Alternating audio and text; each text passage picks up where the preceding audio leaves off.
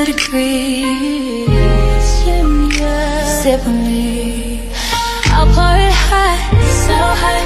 I'll pour it sweet, so sweet. Spilling his tea, spilling and sipping his tea, spilling and sipping his tea. Thanks for watching me, tuning in, subscribing, hitting that like, smash that like. I don't bite, no. It's your under degree, feeling great, spilling tea. Have a seat and join me. Sip some tea, unwind with me. Let's grab a snack and talk some smack. I'm your girl, I got your back. I got the news, I got the views. I bet you can't wait, I know you can't wait to sip this tea. Sip this tea. Spilling this tea. Spilling and sipping this tea. Spilling and sipping this tea. Spilling this tea. Spilling and sipping this tea. Spilling and sipping this tea. Spilling and sipping this tea. Spilling and sipping this tea. Thanks for watching me, tuning in, subscribing, hitting that like, smash that like. I don't bite, no. It's your under degree, shining bright, set the stage. Hollywood dreams, red carpet scenes, glitter and glow, the secrets I know. Drama with flair, I serve it rare. I got the scoop, I got the proof. I know you can't wait, so come and escape and sip this tea. Sip with me, spilling this tea, spilling and sipping this tea, spilling and sipping this tea, spilling this tea, spilling this tea, spilling this tea, spilling this tea, spilling and sipping this tea.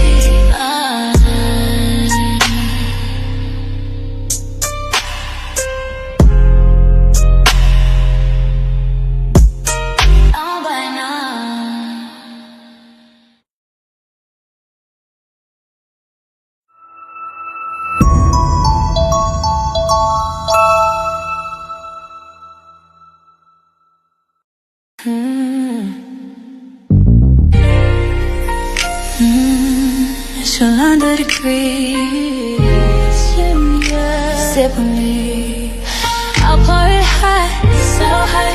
I'll pour it sweet, so sweet. Spilling this tea, spilling and sipping this tea, spilling and sipping this tea. Thanks for watching me, tuning in, subscribing, hitting that like, smash that like. I don't bite, no.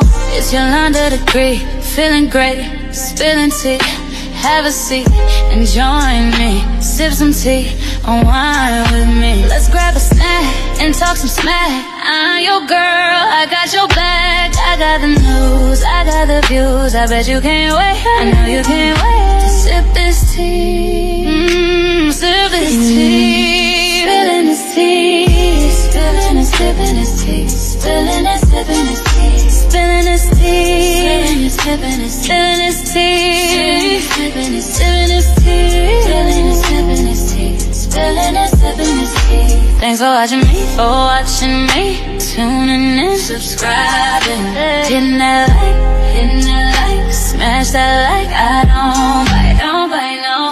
It's your under degree, shining bright, set the stage. Hollywood dreams, red carpet scenes, glitter and glow, the secrets I know. Drama with flair, I serve it rare. I got the scoop, I got the proof. I know you can't wait, so come and escape and sip this tea. Sip with me, spilling this tea, spilling and sipping this tea, spilling and sipping this tea, spilling this tea, spilling this tea, spilling this tea, spilling and sipping this tea, spilling and sipping this tea.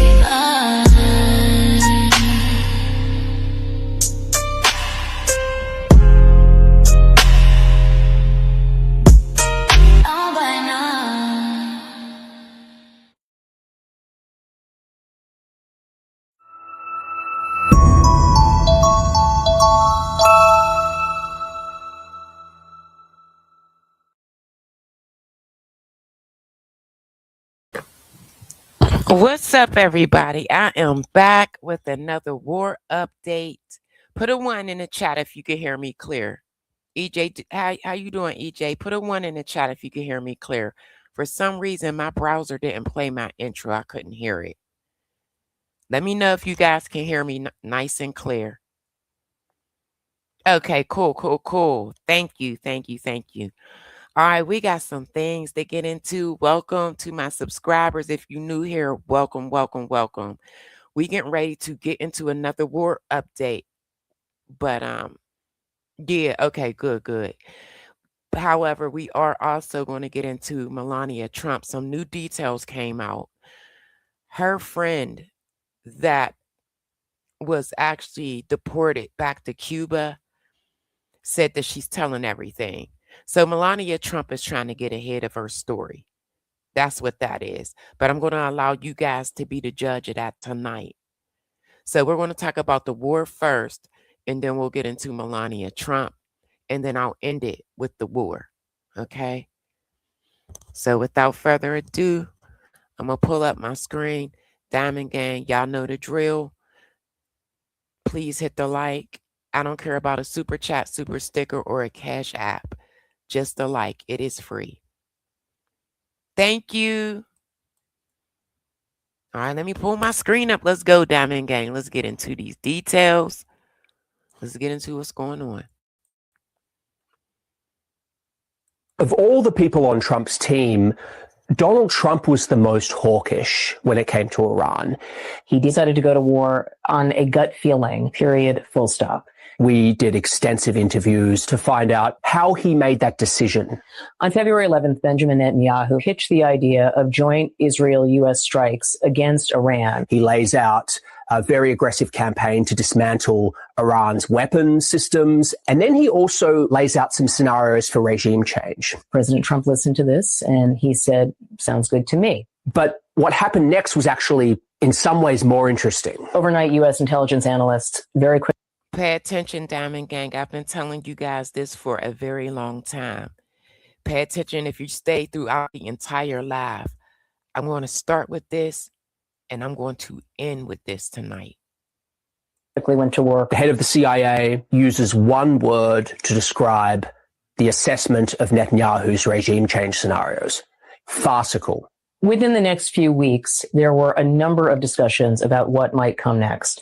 There was not consensus. These three Trump advisors show just how varied the opinions were in the administration. And I want y'all to listen to all three because I've been telling you guys for the longest, that they talked him into this. Okay. The VP, he did not want it to happen. He has been missing in action and has not been vocal about this war at all. These two, Hegseth, and this other joker, I can't remember his name right now, Rubio, they're yes men. They do whatever Trump wants them to do. JD Vance, he don't like what's going on, believe me.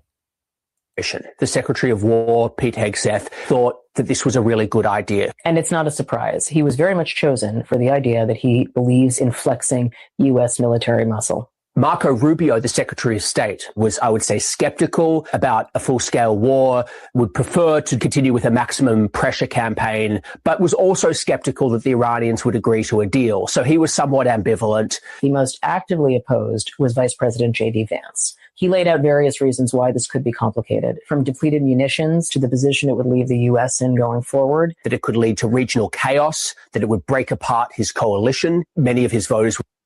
If you are a returning subscriber or you just come in and out every now and then, haven't I been saying this about J.D. Vance from the start?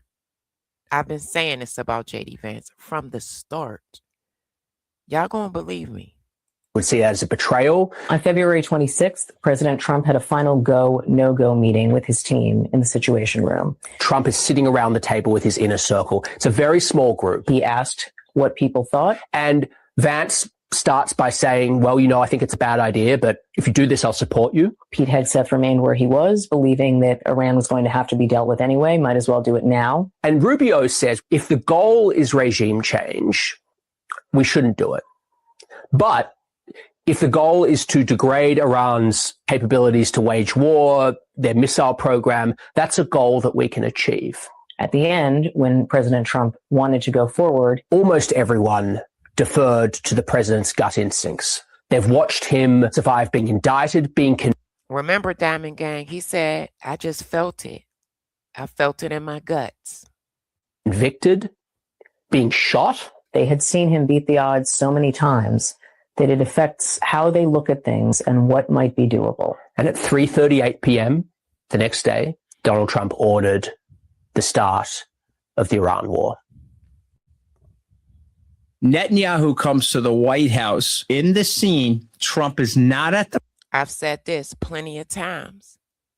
Trump pledges the allegiance to Israel. Let's go. front of the table. He's in a bilateral across from Bibi Netanyahu. And so if you're a European leader listening in, you guys had to sit like school children in front of Trump at the Resolute desk. And let me tell y'all why I'm starting with this and I'm going to finish with this. As because Bibi is still starting BS. This peace agreement will collapse behind Israel. You watch. But not Bibi. He's down in the Situation Room, and he's literally being treated as an equal by Donald Trump in the Situation Room. And Netanyahu is trying to persuade Donald Trump, and he's got on video behind him, he's got the head of Mossad, and he's got people from his team from Israel. So it makes Netanyahu, in the description of this, come on, Diamond Gang. I see only 12 likes. I got close to 250 in the building. Hit the like for your girl. I don't care about a cash app, a super chat, or a super sticker. I told y'all a million times how this process works. When I start my day, I start looking for these clips. And I put them in the order of storytelling that I would like to convey to you. Over here in this chat, you're free to say whatever you want, even if it's opposing to what I think and what I say. You just can't be disrespectful. All opinions over here is respected. All I'm asking for, not a super chat, not a super sticker, none of that. A cash app, just a like will do. Keep me in the algorithm, Diamond Gang. Let's go. look like he's a kind of equal participant with his whole team aligned behind him, that the Israelis are unified in this message. And the message to Donald Trump is, this is the time to do it. And by the way, it's going to be easy. And by the way, I told y'all, Bibi made him think that this was a cakewalk.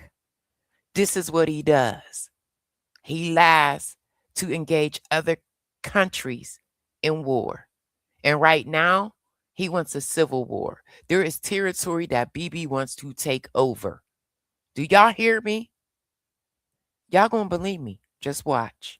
it's going to be quick. And by the way, there will be regime change and you'll be able to destroy Iran and you'll be able to do, Mr. President, what no other American president has been able to do. And some American voices in the room who have also leaked, guess who, the ones who are wanting to run for 2028, Marco Rubio and JD Vance, do say they think this is bullshit. They think this is not going to happen. It's a fallacy is one of the words that's described. But critically, none of those Americans say to the president. So Bibi told him it was a cakewalk. And if you do this, you're going to be the best president to go down in history.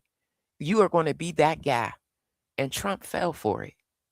President, you must not do this. This is a very bad idea. Many Trump supporters predicated that support on the idea that there were tail risks of a Trump presidency, that this was a man who they knew didn't have direct political experience, who they knew could fly off the handle, who they knew might say outrageous things, but fundamentally he had. It became a reality to every Trump supporter, everybody that voted for this man. Pay attention, y'all. Their back, and he acted in their interests. And the tail risk of him, a person like Donald Trump, having the nuclear codes was just so far out there that we didn't really need to consider them. And I think with truths like that on Truth Social, you see the very real risk that no longer is in the periphery. It's front and center as America faces what I think is a real crisis. Front and center. It is front, live, and direct.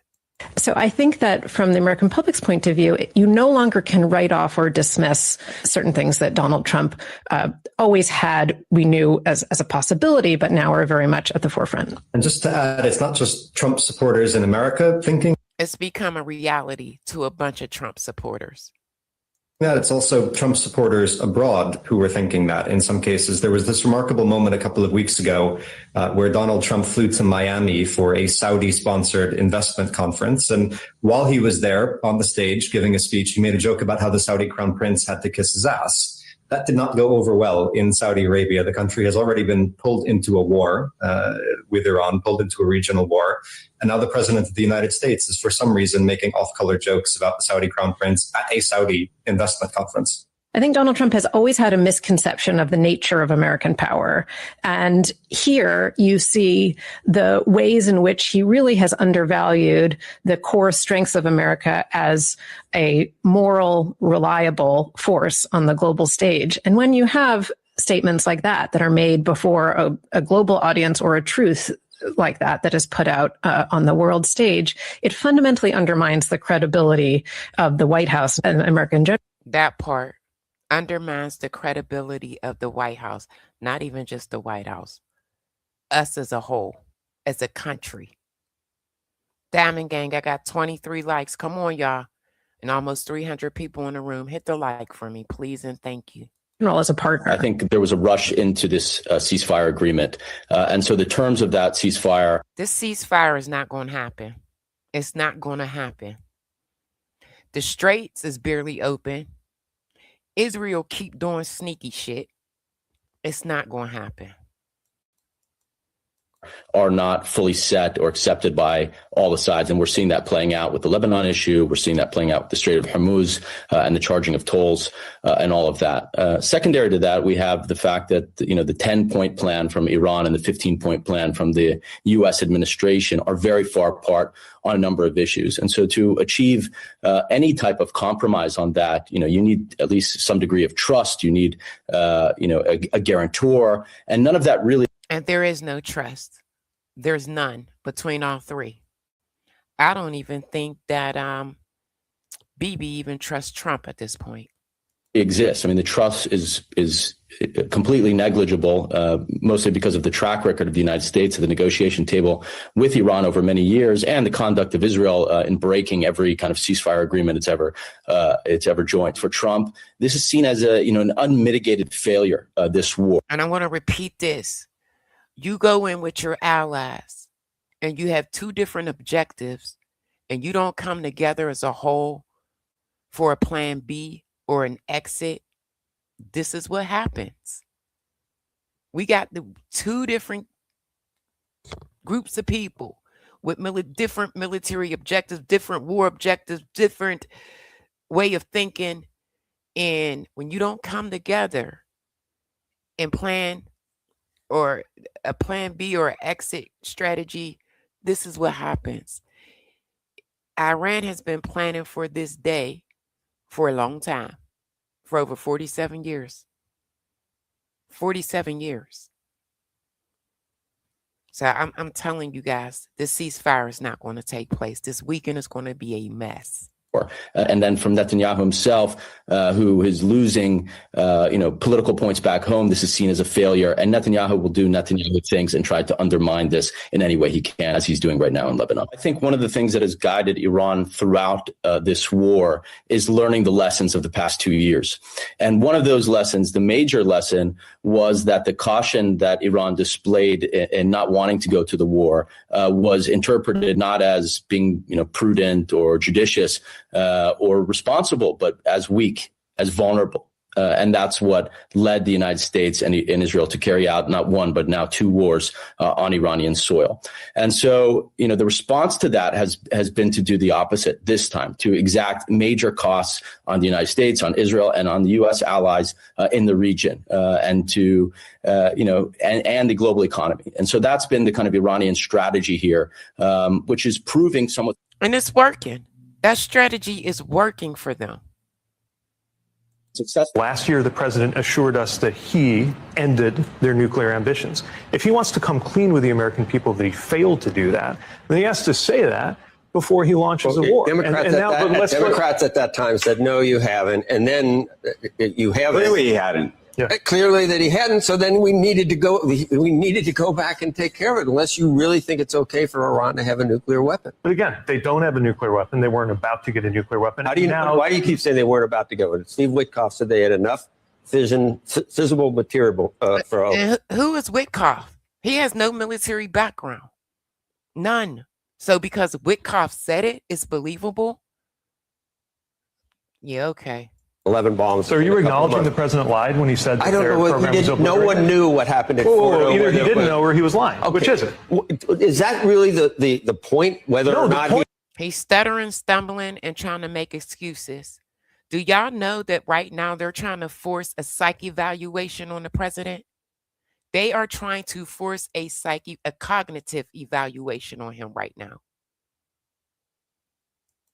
My neighbors whether or in Michigan are paying more for gas. He was knew it was obliterated or not is not the point. If it wasn't obliterated, then you have to do something. You can't go back and say, well, you lied about this, Joe, so that we can't actually do what we need to do. Joe, America is weaker because the president launched this war. That's your opinion. That's not. No, but it's clear, and I'll tell you why. Because we had when the Trump, Secretary of NATO say the world is a safer place. He just said that yesterday. His job is to butter up the president. But why do you think the president chickened out on his demand?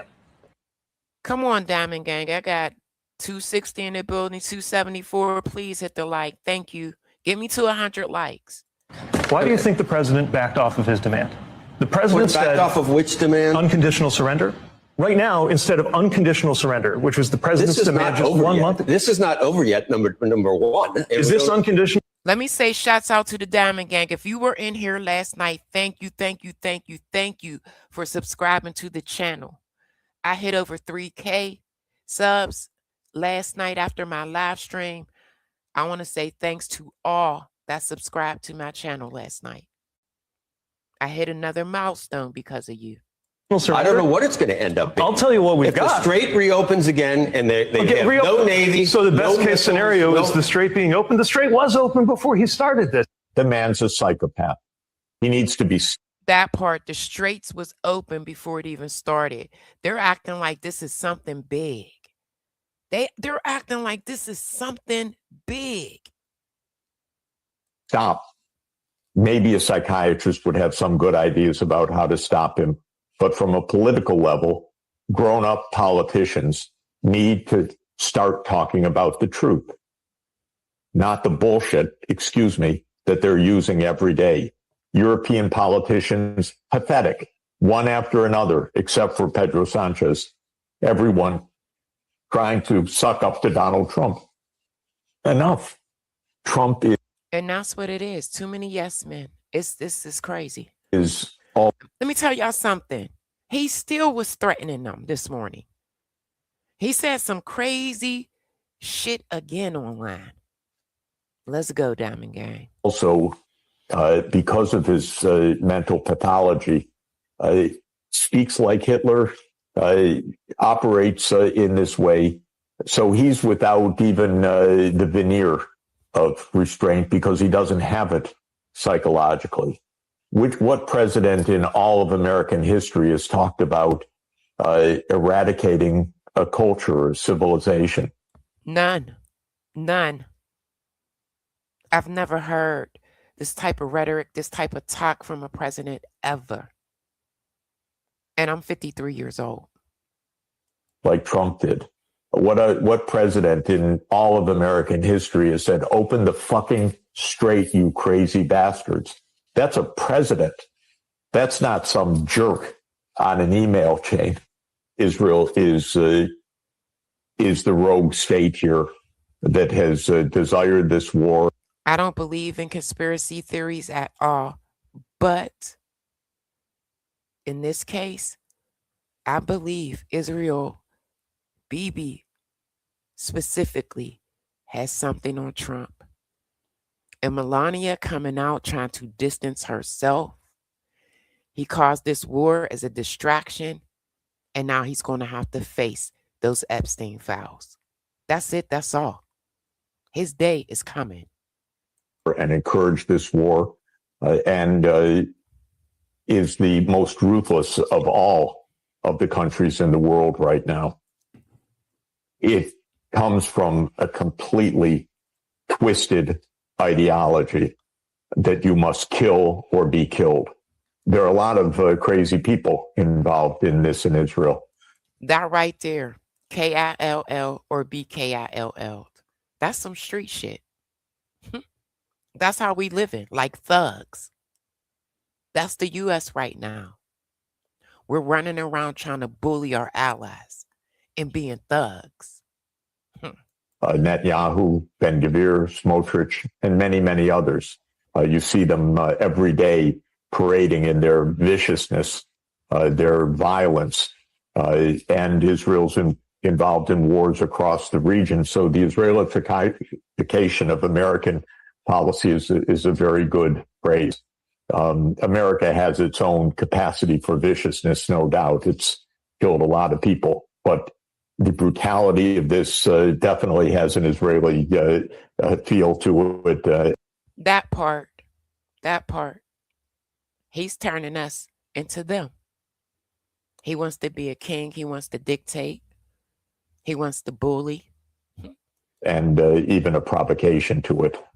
Donald Trump has gone completely bonkers. If you would have told me 2 years ago that Tucker Carlson, Megyn Kelly, Candace Owens, Alex Jones would be some of the loudest voices calling for the 25th Amendment to remove Donald Trump from office, I would have asked if you'd been drinking what Hegseth was drinking. But here we are. And Trump posts a 482-word rant on Truth Social, calling all They really need to take his phones and his devices. 4 of these ardent supporters of his stupid and with low IQs running third-rate podcasts. He called Tucker Carlson a broken man who needs a good psychiatrist. He went to one of his old go-tos, insulting Candace Owens on her looks, which is what he does for any. And she claps back at him, and I have it, and we're going to watch it tonight. Woman who dares disagree with him. He reminded everyone that Alex Jones is absolutely broke.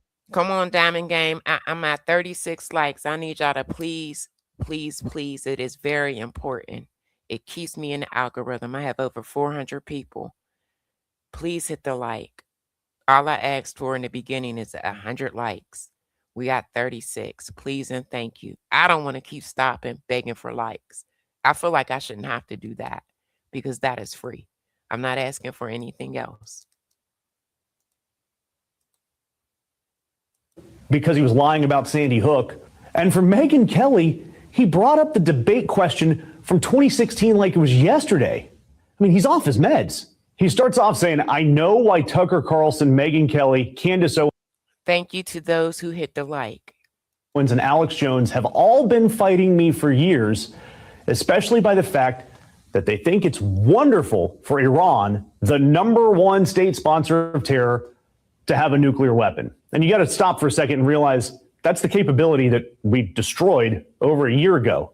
That part. Number one, they never said that. Number two, he said we obliterated. That's what he told us. That there was no way. So now he's saying, okay, so you guys are saying it's okay. You told us a year ago that they didn't have the capability. Which one is it?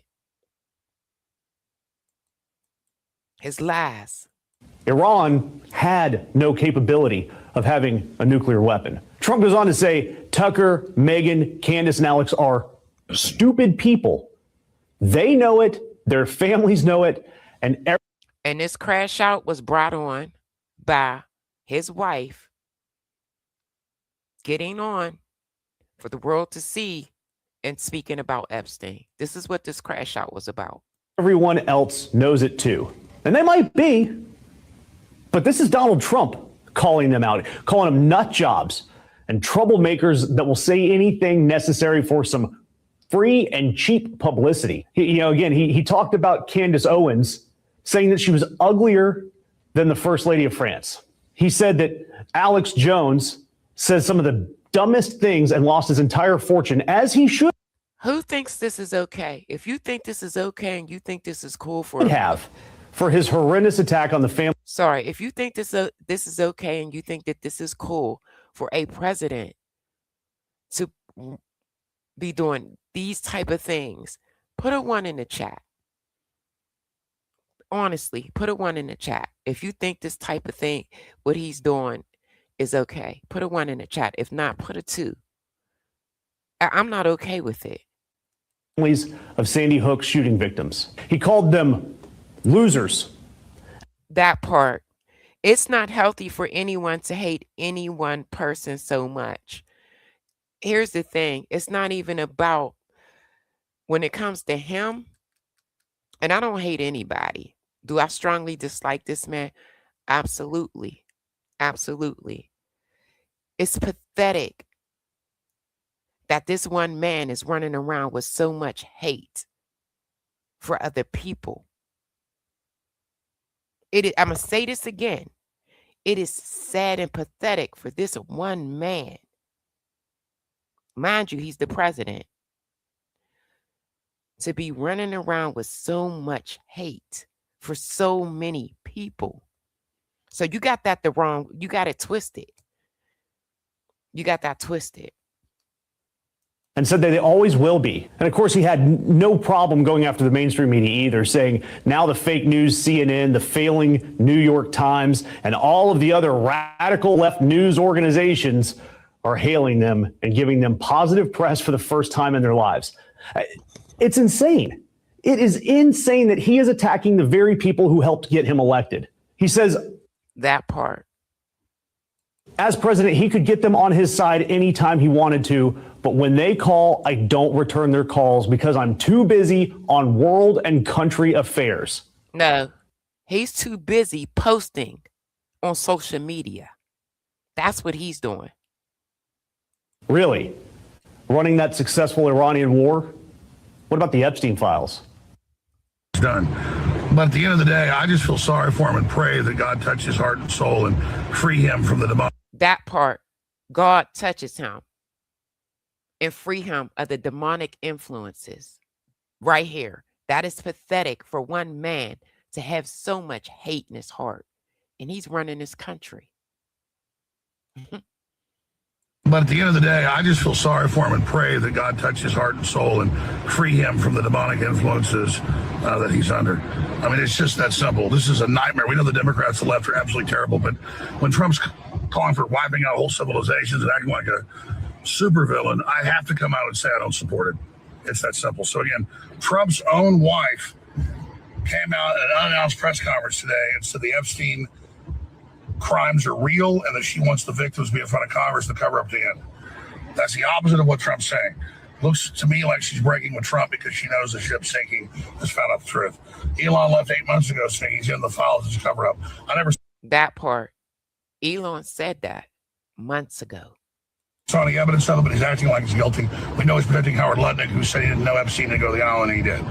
So all I can say is this is a terrible day. And it's a nightmare for America and the world, but I'm going to tell the truth, report on the facts, no matter what it is. Marco Rubio is plotting, Hegseth is plotting, Jared Kushner is plotting, and J.D. Vance is plotting. Had this kind of fascinating discussion yesterday with a highly placed deep state person who has a daily interaction with. Let me tell y'all something before we get to Melania Trump and what's going on and the friend coming out and basically saying that she's going to tell it all. Allegedly, Jeffrey Epstein slept with her a year prior to her and Donald Trump getting together. This is the man right here that put this out a while ago. So we're going to get into some things. She contradicted a lot. Let me just say that. The White House. This person's critique of the moment is that has never seen so many people in the seat of power, let's say, who are so rattled about everything, rattled about their own careers, about what happens tomorrow, and at some level rattled about how the government continues to operate. The President of the United States, Donald Trump, is also probably rattled. So we got a bunch of rattled people running the country right now. Doesn't know what's going on. He does not know what to do. Where does this leave Pete Hegseth, Marco Rubio, J.D. Vance? Everybody's plotting. Everybody's plotting. Marco Rubio, this is what this person is. Marco Rubio is. And I can guarantee you what he's saying is real. Everybody is plotting. Hegseth did that purge for a reason. I want y'all to pay attention to everything. He did that purge for a reason. Job security. Plotting. Hegseth is plotting. Jared Kushner is plotting. And J.D. Vance is plotting. But J.D. Vance doesn't really know how to plot. When you say plotting, do you mean they're plotting their own futures and they're plotting others down? Yes. And they're plotting because they know they're in a mess and they have to figure out their own way out of it without being blamed. The question is, how many times is Iran going to fall for the same playbook that Donald Trump runs on them? He says, let's negotiate, then bombs them. Then he says, let's have peace, then he bombs them. Then he says, let's negotiate again, and he's getting ready to bomb them. Keir Starmer of the UK literally just told on Donald Trump that this. And by no means am I saying the Iranians are angels. I'm not saying that. I'm not. The things that have went on in their country. But you expect more out of your own leader. These lies, not being transparent, it's disgusting. This entire 2-week ceasefire is just that. It is a ploy to get the more armament of the United States into place so that they can bomb Iran again. And I believe that. Because these negotiations are not going to go. It's not. That is not what Israel wants.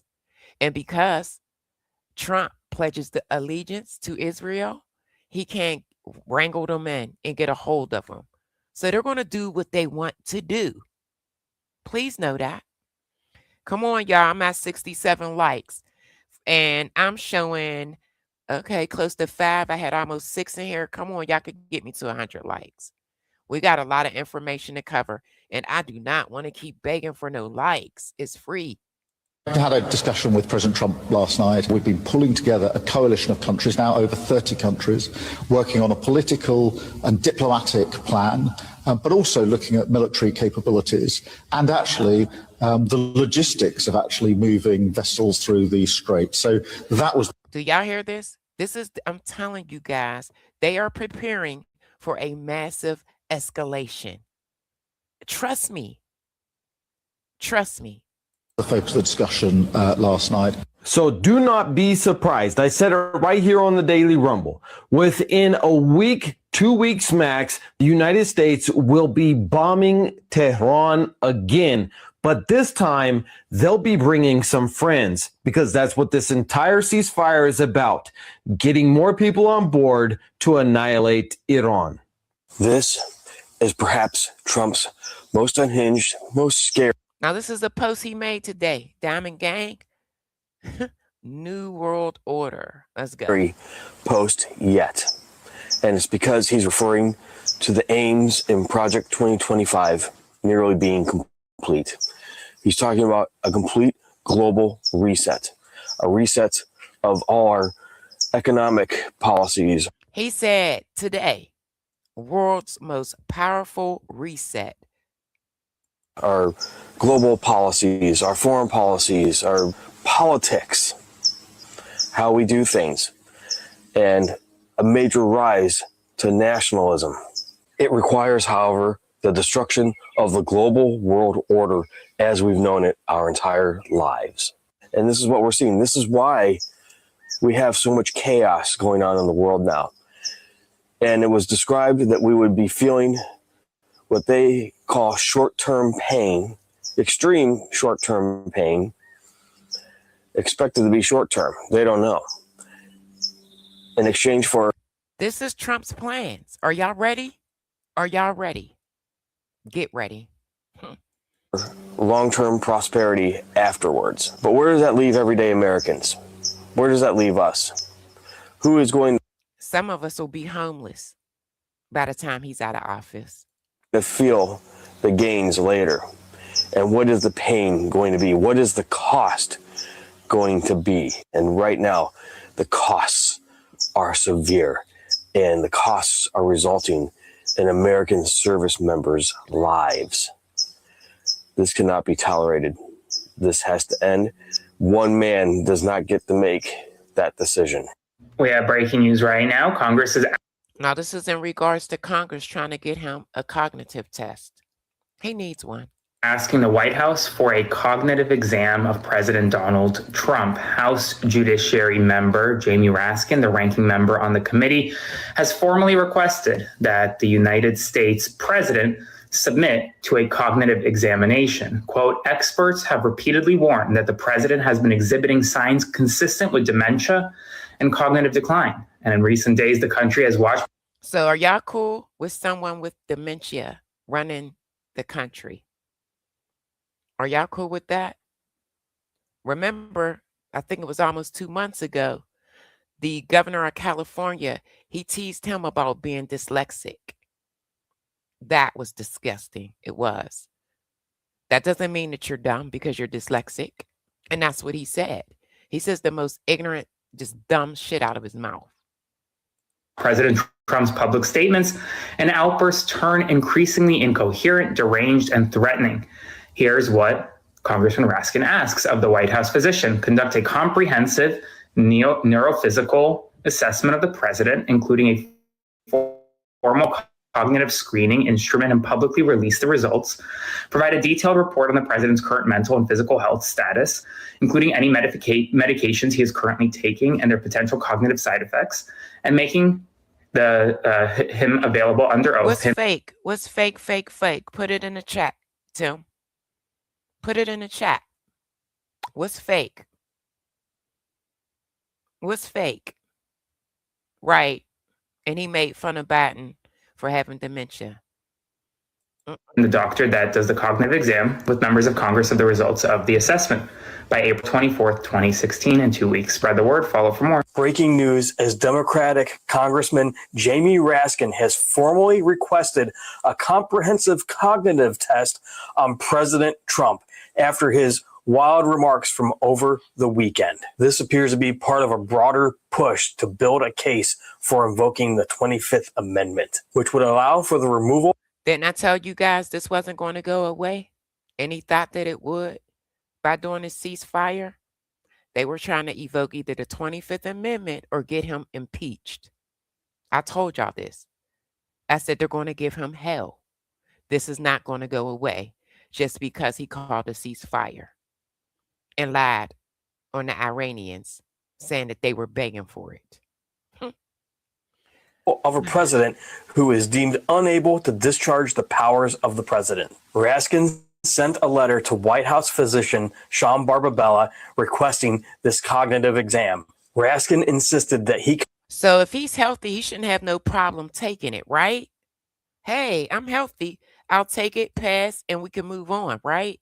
Shut all the rumors down. That's not Donald Trump. He's going to run and find a way to get out of it. Trust and believe. Conduct a comprehensive neuropsychological assessment of the president along with a cognitive screening instrument and release the results publicly. Thank you, Diamond Gang. I need 15 more likes. I got 455 in the room. I know there's 15 people in here that's loving this content right now. I need those 15 to hit the like. Get me to 100 likes. Keep me in the algorithm, Diamond Gang. Raskin said that Trump's demand to open the fucking strait and the threat to kill Iran's whole civilization are plainly out of the realm of normal politics. Raskin wrote, "We have indisputably entered the realm of profound medical difficulty and concern." Raskin also asked for a report on Trump's physical and mental health, including a list of any medications he's currently taking and their potential cognitive side effects. He also wants Barbabella to make himself available for a briefing under oath with members of the House Judiciary Committee on the results of this assessment. Raskin sent this letter just before he is set to give a briefing on the 25th Amendment to fellow House Democrats. So if he's healthy, there shouldn't be a problem, right? There shouldn't be. Well, we'll find out. And you know I'm going to go live about it. So subscribe to the channel and keep your notifications on.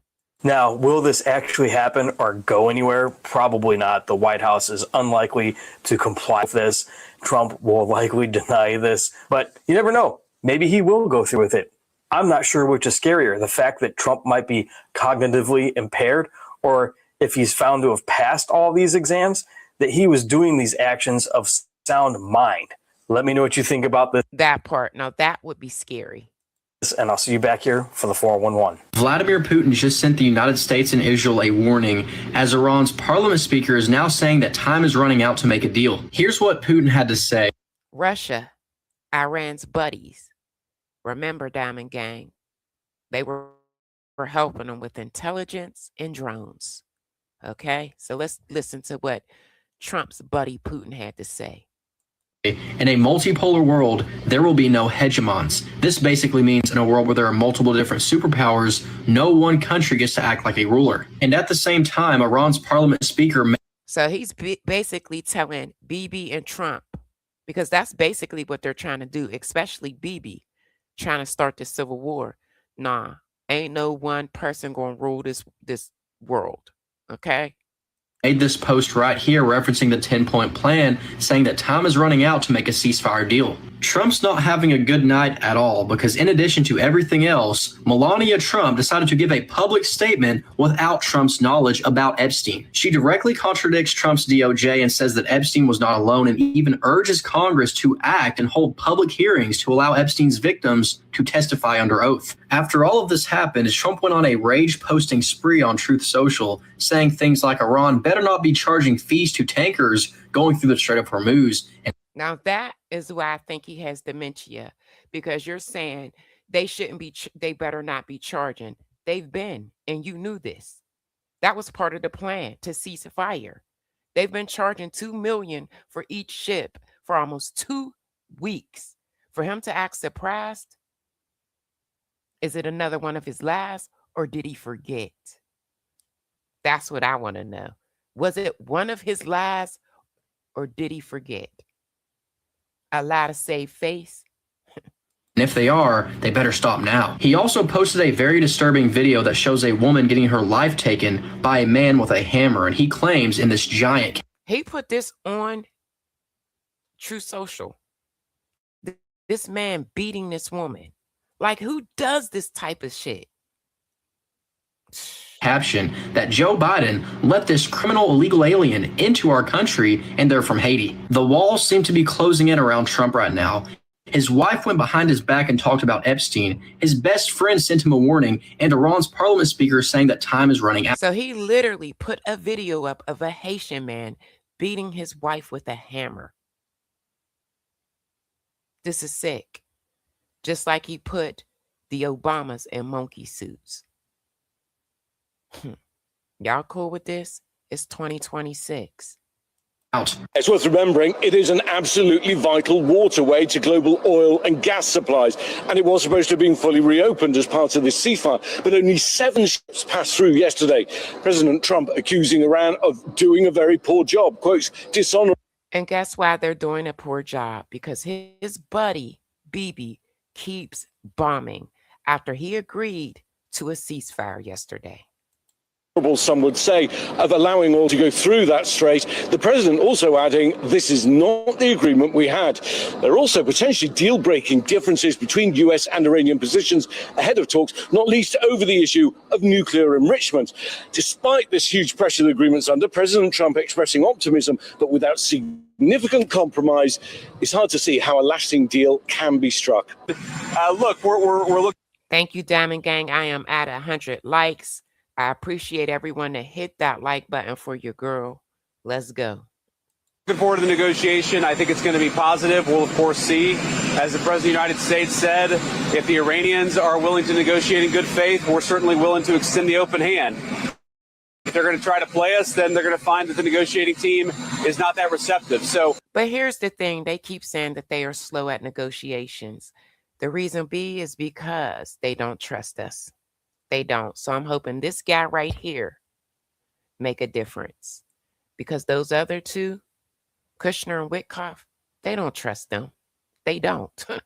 we're going to try to have a positive negotiation. The president has gave us some pretty clear guidelines, and we're going to see. So I hope you guys have a safe flight. We'll certainly take some questions later on, but for now, let's get on the plane and hit the road. The scene set in Pakistan's capital, Islamabad, for the US-Iran talks happening amid tight security. The roads are empty. A lot of secrecy as well, more that we don't know than we know. The US has a 15-point plan. Iran has a 10-point plan. The core to both of them, the US wants the Strait of Hormuz to be opened. Iran is saying it won't come to the table here unless Lebanon ceasefire is included in the bigger US-Iran ceasefire. Pakistan says it is honored to host the talks. Shouts out to Pakistan. I said that last night. They put this deal through. They made it happen. So shouts out to them. All right. So the ceasefire between the United States and Iran is on thin ice, kind of where it started. And it's, kind of moving in the direction of this might not happen at all. I mean, the Speaker of Iran's parliament just a few moments ago said that two of the measures mutually agreed upon between the parties have yet to be implemented: a ceasefire in Lebanon and the release of Iran's blocked assets prior to the commencement of negotiations.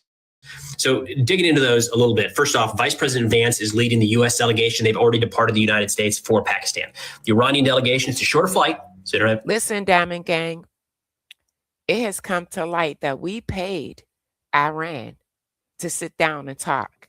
We gave them money. I'm going to play that too. That doesn't take them as long to get there, but they have not departed Iran from everything that we've seen. They might not even sit down, according to Iran, if these two conditions aren't met. The Lebanon ceasefire, this was back, forth, up, down, and sideways the other day. It sounds like everybody now has agreed that Lebanon is included in the ceasefire, but the fighting hasn't. So you heard it. Lebanon is now included. Everybody has agreed, but the fighting has not stopped. Again, Bibi, Israel. This is the reason why this will not go through. Stopped there. Now, earlier today, we saw Israeli strikes against Hezbollah targets in Lebanon, and we saw Hezbollah strikes inside of Israel. I don't know who started that. I don't know who's reacting to what. It doesn't really matter right now, because Iran is pointing to the fact that fighting is happening and saying, because that fighting is happening, we are not going to sit down and talk with the United States. So that's, problem number one. Israel is going to sabotage this shit. You watch. Problem number two are these blocked assets, which is actually the first time that Iran has brought this up publicly. So according to Gregory Brew, a senior analyst at the Eurasia Group, he says there are $6 billion in Iranian assets frozen in I want y'all to listen to this. Listen. Qatar and about $4 billion elsewhere. He noted that this might be a negotiating tactic to try to, now that Vance is in the air getting ready to talk, that we don't want to lose that momentum. And maybe the United States would open up this on or about $10 billion in cash to Iran to get them to the negotiating table. Did y'all hear that? We paid them to get them to the negotiating table. Who's begging? Who is begging, us or them? Trump said they were begging for a deal. Don't sound like it right here. I'm going to take this back and I'm going to shut my mouth, and I want y'all to listen again. We paid them to negotiate. Mind you, they're charging $2 million a pop for each ship that goes through. They're making money on top of money. He put them in such a good position. It's ridiculous. Departed the United States for Pakistan. The Iranian delegation, it's a shorter flight, so that doesn't take them as long to get there, but they have not departed Iran from everything that we've seen. They might not even sit down, according to Iran, if these two conditions aren't met. The Lebanon ceasefire, this was back, forth, up, down, and sideways the other day. It sounds like everybody now has agreed that Lebanon is included in this ceasefire, but the fighting hasn't stopped there. Now, earlier today, we saw Israeli strikes against Hezbollah targets in Lebanon, and we saw Hezbollah strikes inside of Israel. I don't know who started that. I don't know who's reacting to what. It doesn't really matter right now, because Iran is pointing to the fact that fighting is happening and saying, because that fighting is happening, we are not going to sit down and talk with the United States. So that's, problem number one. Problem number two are these blocked assets, which is actually the first time that Iran has brought this up publicly. So according to Gregory Brew, a senior analyst at the Eurasia Group, he says there are $6 billion in Iranian assets frozen in Qatar and about $4 billion elsewhere. He noted that this might be an... Let me stop this. You said if they wanted to make a deal, they'd open the straits. Why would they do that? That's their leverage. If they said ceasefire, then they need to stop. Why would they open the straits when Israel is still attacking them? Answer that. That is their only major card that they can play, is the straits. So why would they open it if they're still being attacked? Let's go. Again, they paid the Iranians to come to the negotiation table. Let's go, Diamond Gang. Negotiating tactic to try to, now that Vance is in the air getting ready to talk, that we don't want to lose that momentum. And maybe the United States would open up this on or about $10 billion in cash to Iran to get them to the negotiating table. I don't know. We don't know, because the terms for these talks are not public, right? We don't even know what the 10-point plan is. The one that Iran released that we were going off of, the White House said it's not that one. It's another one that nobody's ever seen. So we certainly don't know what the preconditions are for this. I'm hard pressed to believe that the United States right now would agree to paying Iran upwards of $10 billion just to sit down and talk through the... I believe it. I believe it. Possibility of a negotiation. But as of right now, as of this recording, $10 billion is on the high side. Some billions of dollars is what Iran is demanding, as well as the ceasefire actually going into place between Lebanon and Israel before they will even talk with the United States. Did y'all hear that? Before they will even talk. I believe it. That's how bad Trump wants out of this. Benjamin Netanyahu, the Israeli prime minister, said Israel will, quote, continue to strike Hezbollah wherever required, but later said he's approved direct talks with Lebanon as soon as possible. Can you talk about what's happening with these negotiations? The talks remove Lebanon from the wider ceasefire talks that are due to take place between Iran and America tomorrow. That has many Lebanese worried because they wonder what sort of leverage does Lebanon have? It doesn't exactly have a Strait of Hormuz, whereas Iran seems to have a stronger negotiating position. Yesterday, Lebanon's Prime Minister Nawaf Salam made it quite clear. He said that Lebanon, the Lebanese government, will negotiate for Lebanon and that nobody else will do so. So he's very clearly drawn the line between whatever Iran negotiates and what he hopes his government will be able to. So they want to negotiate, but they want to do it separately. They don't want the Iranians to speak up for them at all. Negotiate with the Israelis. Just the mere fact of direct talks not only breaks a taboo here in Lebanon, it also breaks a very long-standing law. Since the mid-1950s here, it is considered an act of treason to have any direct interaction with an Israeli. But the Lebanese prime... So you see that? So this is big. This is big. They said it's an act of treason for them to even interact with Israel. So this is big. President himself, General Joseph Aoun, about a month ago, called for direct talks with Israel, breaking that massive taboo. Hezbollah, for its part, has said it does not think that Lebanon should be negotiating under fire because it puts it in the weaker position. Some Lebanese fear that this is a ploy by Israel's Prime Minister. It is a ploy. He wants to start a civil war. He wants to run shit in everybody. Benjamin Netanyahu to prolong the war under the pretext of, having these talks under fire. The proponents of the talks, I have to say that it is an issue of Lebanese sovereignty, that Lebanon will negotiate any sort of deal with the Israelis. They also say that Lebanon is not a card for the Iranians to wield or to use in any negotiations. And they point out that, well, you don't exactly talk to your friends to make deals, you talk to your enemies. So it's a very, very divisive issue. In a new post on Truth Social, Donald Trump said the only reason Iranians are alive. Now, he said this today, gang. He's still saying crazy stuff. today is to negotiate, and they actually hold no cards. Take a look. He says the Iranians don't seem to realize they have no cards except for a short-term extortion of the world by using international waterways. The only reason they are alive today is to negotiate. So they have no cards except for the fate of the entire global economy because they have full control over the Strait of Hormuz. Then down here, he says the Iranians are better at handling the fake news media and public relations than they are at fighting. Even he knows the entire world thinks Iran is winning this war. Trump can act like Iran has no cards and the United States is in full. They got the biggest card. They have the biggest card ever. This guy, full control of this war all he wants to, but even he seems to know that he's lying because privately he's been seeking a ceasefire as early as March. The U.S. and Israel. Again, we know he's a liar. So he's been seeking a ceasefire since March. But he's coming out here saying that they're begging for deals, and they debunked his lie 1,000 times.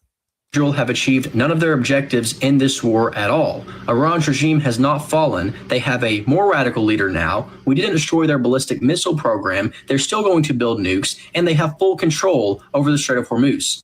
Something that they didn't have prior to the war. Oh, boy, he set them up in a better position. Quote, the Iranians don't seem to realize they have no cards other than a short-term extortion of the world by using international waterways. The only reason they are alive today is to negotiate. Quick response to that, Kaylee.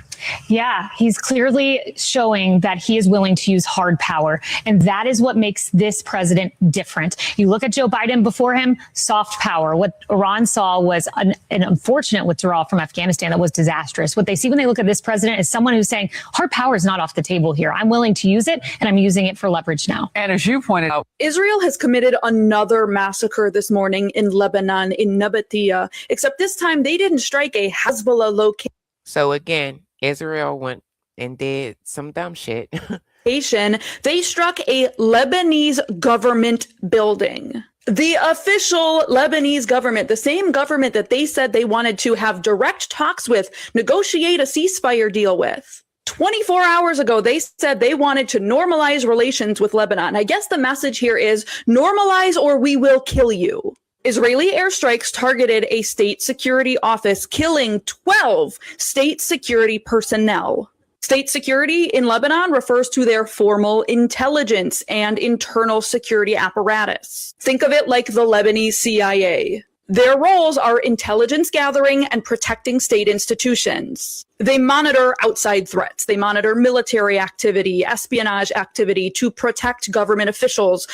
We might as well strap up our boots and hold tight because it's going to be horrible this weekend.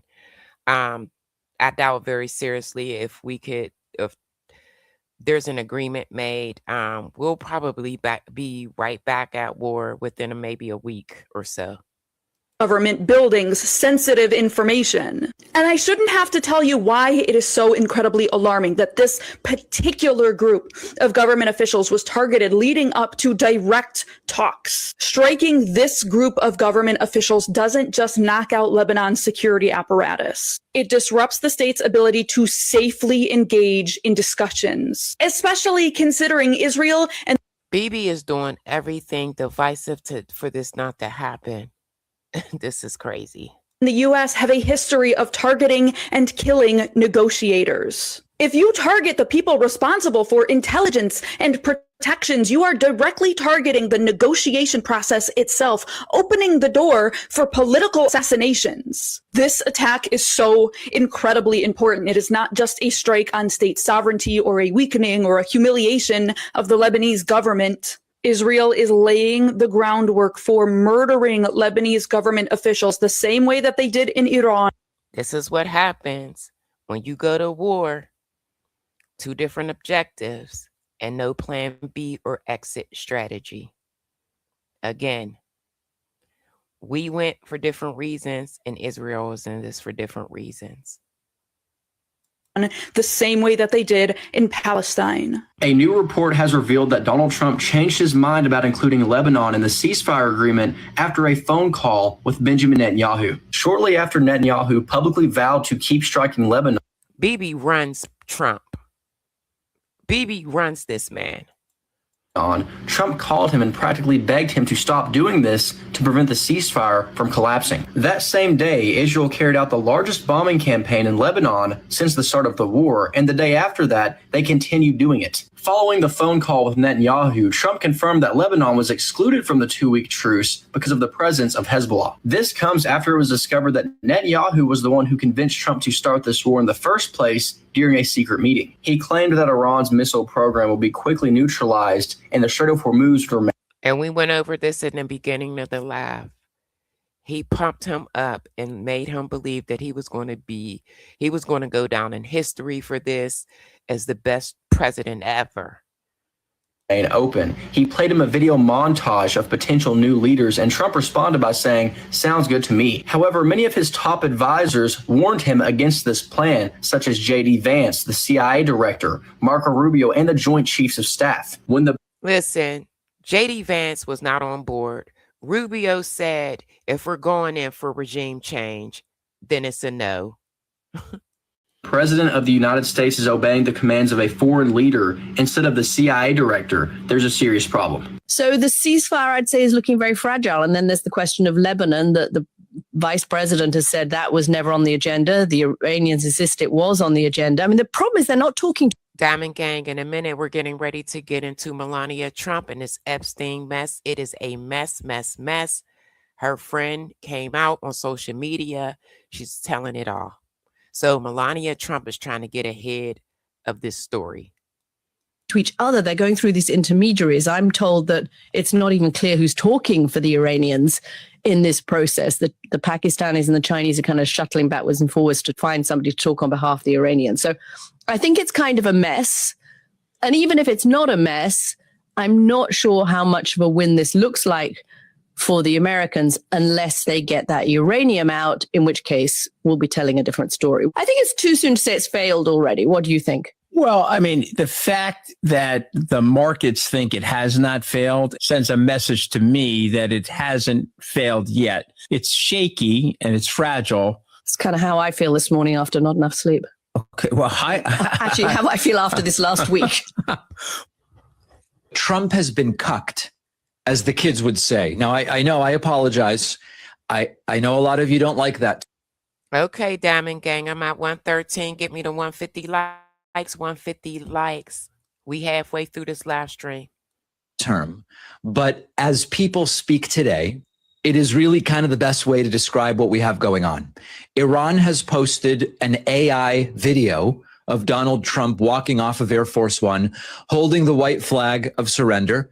And then later in the same video, Donald Trump is seen kneeling in submission. Now, of course, this is not a real video, but it is representative of the way that a lot of this is actually shaking out and being perceived. Donald Trump posting, quote, "All U.S. ships, aircraft, and military personnel with additional ammunition, weaponry, and anything else that is appropriate and necessary for the lethal prosecution and destruction of an already substantially degraded enemy will remain in place in and around." So remain in place, which means that we will be over there, and we're going to be over there for quite some time. Iran. He's essentially saying there's a ceasefire, but we're not moving any assets out of the way. And he continues, until such time as the real agreement reached is fully complied with. Now, Trump is... And even if there is an agreement, we're going to be over there for a while. Bottom line. Again, trying to project strength. But what he's actually communicating is that the ceasefire he announced isn't actually taking place yet because it hasn't been fully complied with. He goes on to say, if for any reason it is not, which is highly unlikely, then the shooting starts bigger and better and stronger than anyone has ever seen before. It was agreed a long time ago, and despite all of the fake rhetoric to the contrary, no nuclear weapons, and the Strait of Hormuz will be open and safe. In the meantime, our great military is loading up and resting, looking forward actually to its next conquest. So Trump wants you to not really look at the words that he's using. He's talking about the real agreement, threatening that the shooting starts and declaring the Strait of Hormuz is going to be open and safe at some point in the future. And of course, if these are things that are going to happen at some point in the future, they're not happening right now. And the reality on the ground, as of the moment I am recording this in April of 2026, what's happening on the ground is the opposite of what Trump claimed at his big ceasefire announcement. The ceasefire itself, if you can even call it that, is fragile. Strikes continue. The White House doesn't even know who's doing them. There are disagreements over. We know it's Israel. What has actually been agreed to. There's basic confusion about what is even taking place. So I guess we can call it an agreement, but it is certainly not stable. We've got some big news right now, and we may. All right, Diamond Gang, we getting ready to get into Melania Trump and this Epstein. Like I said, where I started, I will finish. We will go back to the war. Now know why Melania Trump made her weird Jeffrey Epstein statement, because the Daily Beast released recordings with Jeffrey Epstein where he bragged about a much closer relationship with Melania and Donald. Listen, y'all, she is running around filing lawsuits. Hunter Biden got a lawsuit for $1 billion from Melania. She is threatening any and everybody right now. Then she's letting on. Meanwhile, Donald Trump is continuing to attack his own base, attacking MAGA Republicans right now more than he is Democrats, because he's freaking out that they're not supporting him on the war in Iran. And at the same time, he posted a video of a woman being murdered last night. I'm not even making that up. One of the most gruesome videos you will see. Who does that? He literally posted a video of a Haitian man physically beating his wife with a hammer. That is sick. I'm not going to show it to you. Don't go watch it. But he tried to use it to highlight illegal immigration. But here's what's in these recordings with Epstein. Epstein claimed that the first time Trump slept with his now wife was on his plane dubbed the Lolita Express. Melania said she had never been on his plane. Epstein also claimed that he was very close for 10 years with Donald Trump, and he was very close to Melania as well. I mean, while Trump continues to lash out at his own base, he continues to attack his own base on truth. Again, allegedly, he slept with Melania a year before she got with Trump. Social, seemingly forgetting that Democrats exist right now. Lots of moving parts. I'll have more updates for you soon. Spread the word, follow for more. Melania Trump really doesn't want the media talking about her relationship with Jeffrey Epstein and Ghislaine Maxwell, demanding they stop. So let's talk about her relationship with Jeffrey Epstein and Ghislaine Maxwell. And let me show you two files from the Epstein files that make her claims untrustworthy. First one is this famous email that she even herself referenced. I know personally under this redaction, I was able to find out it is her email and it is Ghislaine Maxwell's email. Melania Trump, out of nowhere, writes to Ghislaine Maxwell. Check. Now, Diamond Gang, remember, she said she wasn't friends, and that email meant nothing. I don't know anybody that would email a stranger. Not this way, but you be the judge. And how she is, asking her to give her a call back. This is not just a random one-off casual email. This is something that you do to a friend or an acquaintance that you want to catch up with. She asks, give me a call when you're back in New York. Have a great time. This is another email. Someone unknown sent this to Jeffrey Epstein. Quote, I remember flying back with Donald on his plane that first weekend I went to visit you in Florida. Was the weekend he met Melania and kept on coming out of the bedroom saying, wow, what a hot. You can read that yourself. Obviously, we don't know the full extent of the relationship of Melania, Donald, Jeffrey Epstein, and Ghislaine Maxwell. We have the. And now she has this man coming to the public saying that he introduced Melania and Trump. Now, this man sent his wife, had his wife deported back to Cuba to get custody of their child. This woman has threatened to tell everything. Let's go, Diamond Gang. Recordings from Epstein. We have those two emails. Melania Trump directly communicated with Ghislaine Maxwell. And we're now trying to figure out why she came out and gave this impromptu statement. I have my theories. I'm not going to share them until I can verify them. So spread the word, follow for more. I never been friends with Epstein. The First Lady forcefully pushed back on what she called fake images and statements, appearing to connect her to convicted sex offender Jeffrey Epstein. The lies linking me. She put a target on herself. This was not a good idea at all. With the disgraceful Jeffrey Epstein need to end today. But it's unclear why she chose yesterday to speak out. Even President Trump said he did not know anything about what his wife was going to say. To be clear, I never had a relationship with Epstein or his accomplice, Maxwell. But the First Lady did confirm she corresponded with his co-conspirator Ghislaine Maxwell in an email released by the Justice Department. She's definitely trying to get ahead of a big story, and it's coming out. The guy that I actually follow and I share his content to you guys, that woman posted his video today. In January, as part of the Epstein files, she asked, "How was Palm Beach? I cannot wait to go down. Give me a call when you're back in New York." My email reply to Maxwell cannot be categorized as anything more than casual correspondence. And despite photos from the early 2000s of the Trumps with Epstein and Maxwell, the First Lady said they only overlapped in social circles. I am not Epstein's victim.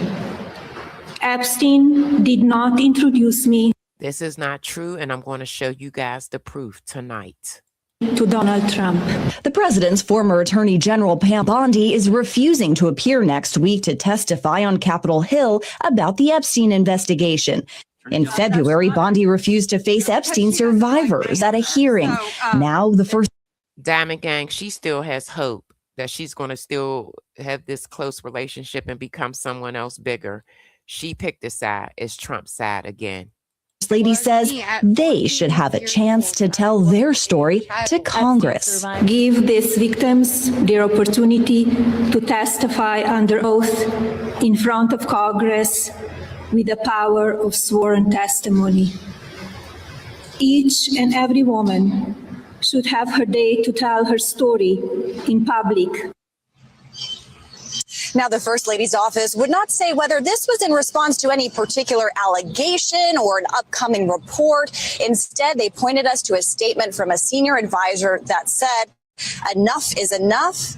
The lies must stop." We have some news right now regarding the Melania Trump Epstein story because a man named Paolo Zampoli. Listen, I got him on a recorded call talking about this, but this is the man that had his wife deported. Okay. Is coming out of nowhere to say that he was the one who introduced Melania and Donald, not Jeff. Let me stop this. I got over 800 people in the room. I need 70 more likes, 69 more likes. Get me to 200 likes, please, y'all. I got over 800 people in the room. Jeffrey Epstein.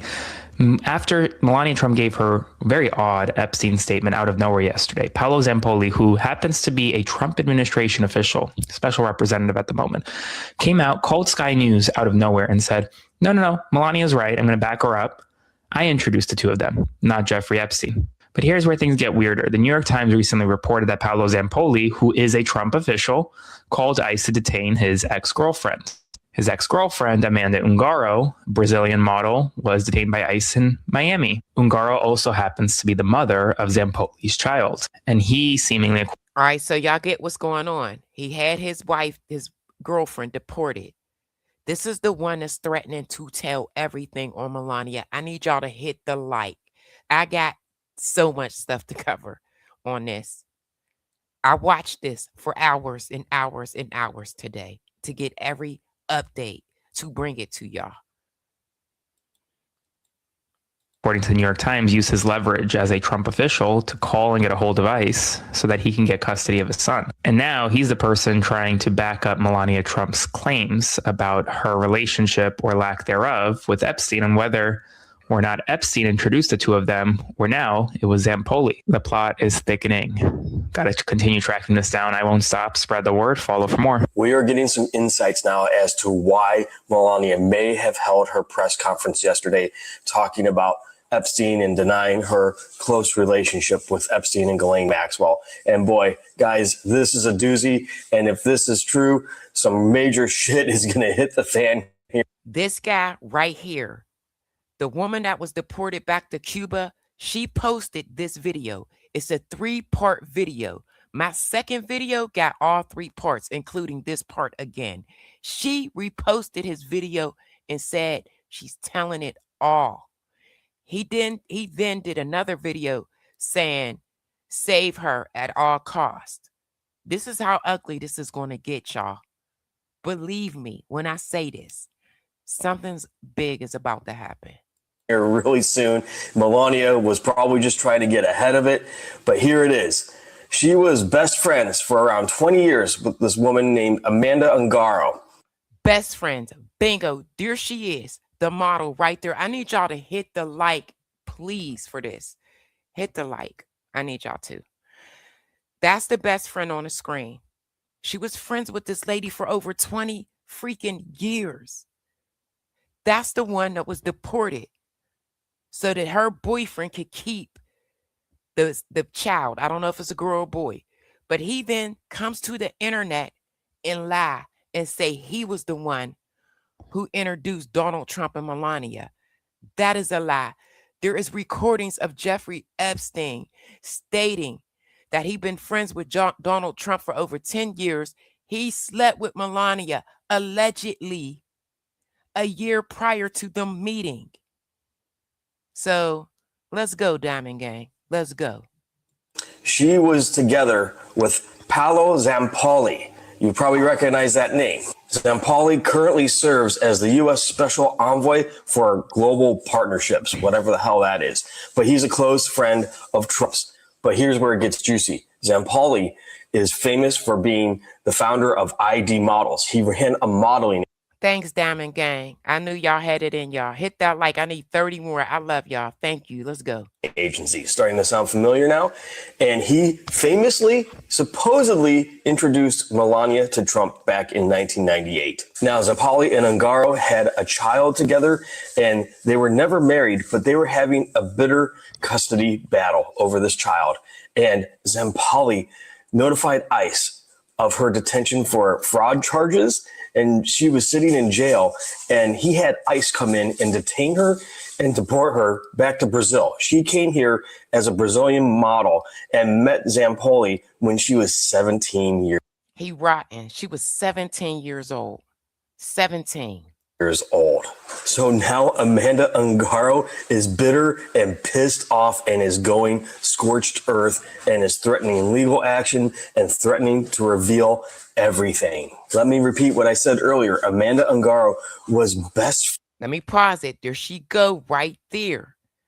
Best friends. There go that jerk right there. There go that jerk right there on the far left that called ICE. And you know Trump made that shit happen for him. Friends with Melania Trump for nearly 20 years. And she reportedly still maintains a close relationship with Melania's parents. Amanda is threatening on X to Bingo. She reposted this man's video. I have nothing left to lose in my life. I will tear down the entire system. Be careful with me, bitch. That's what that says. I'm going to read it again. Diamond Gang, hit the like for your girl. Hit the like for your girl.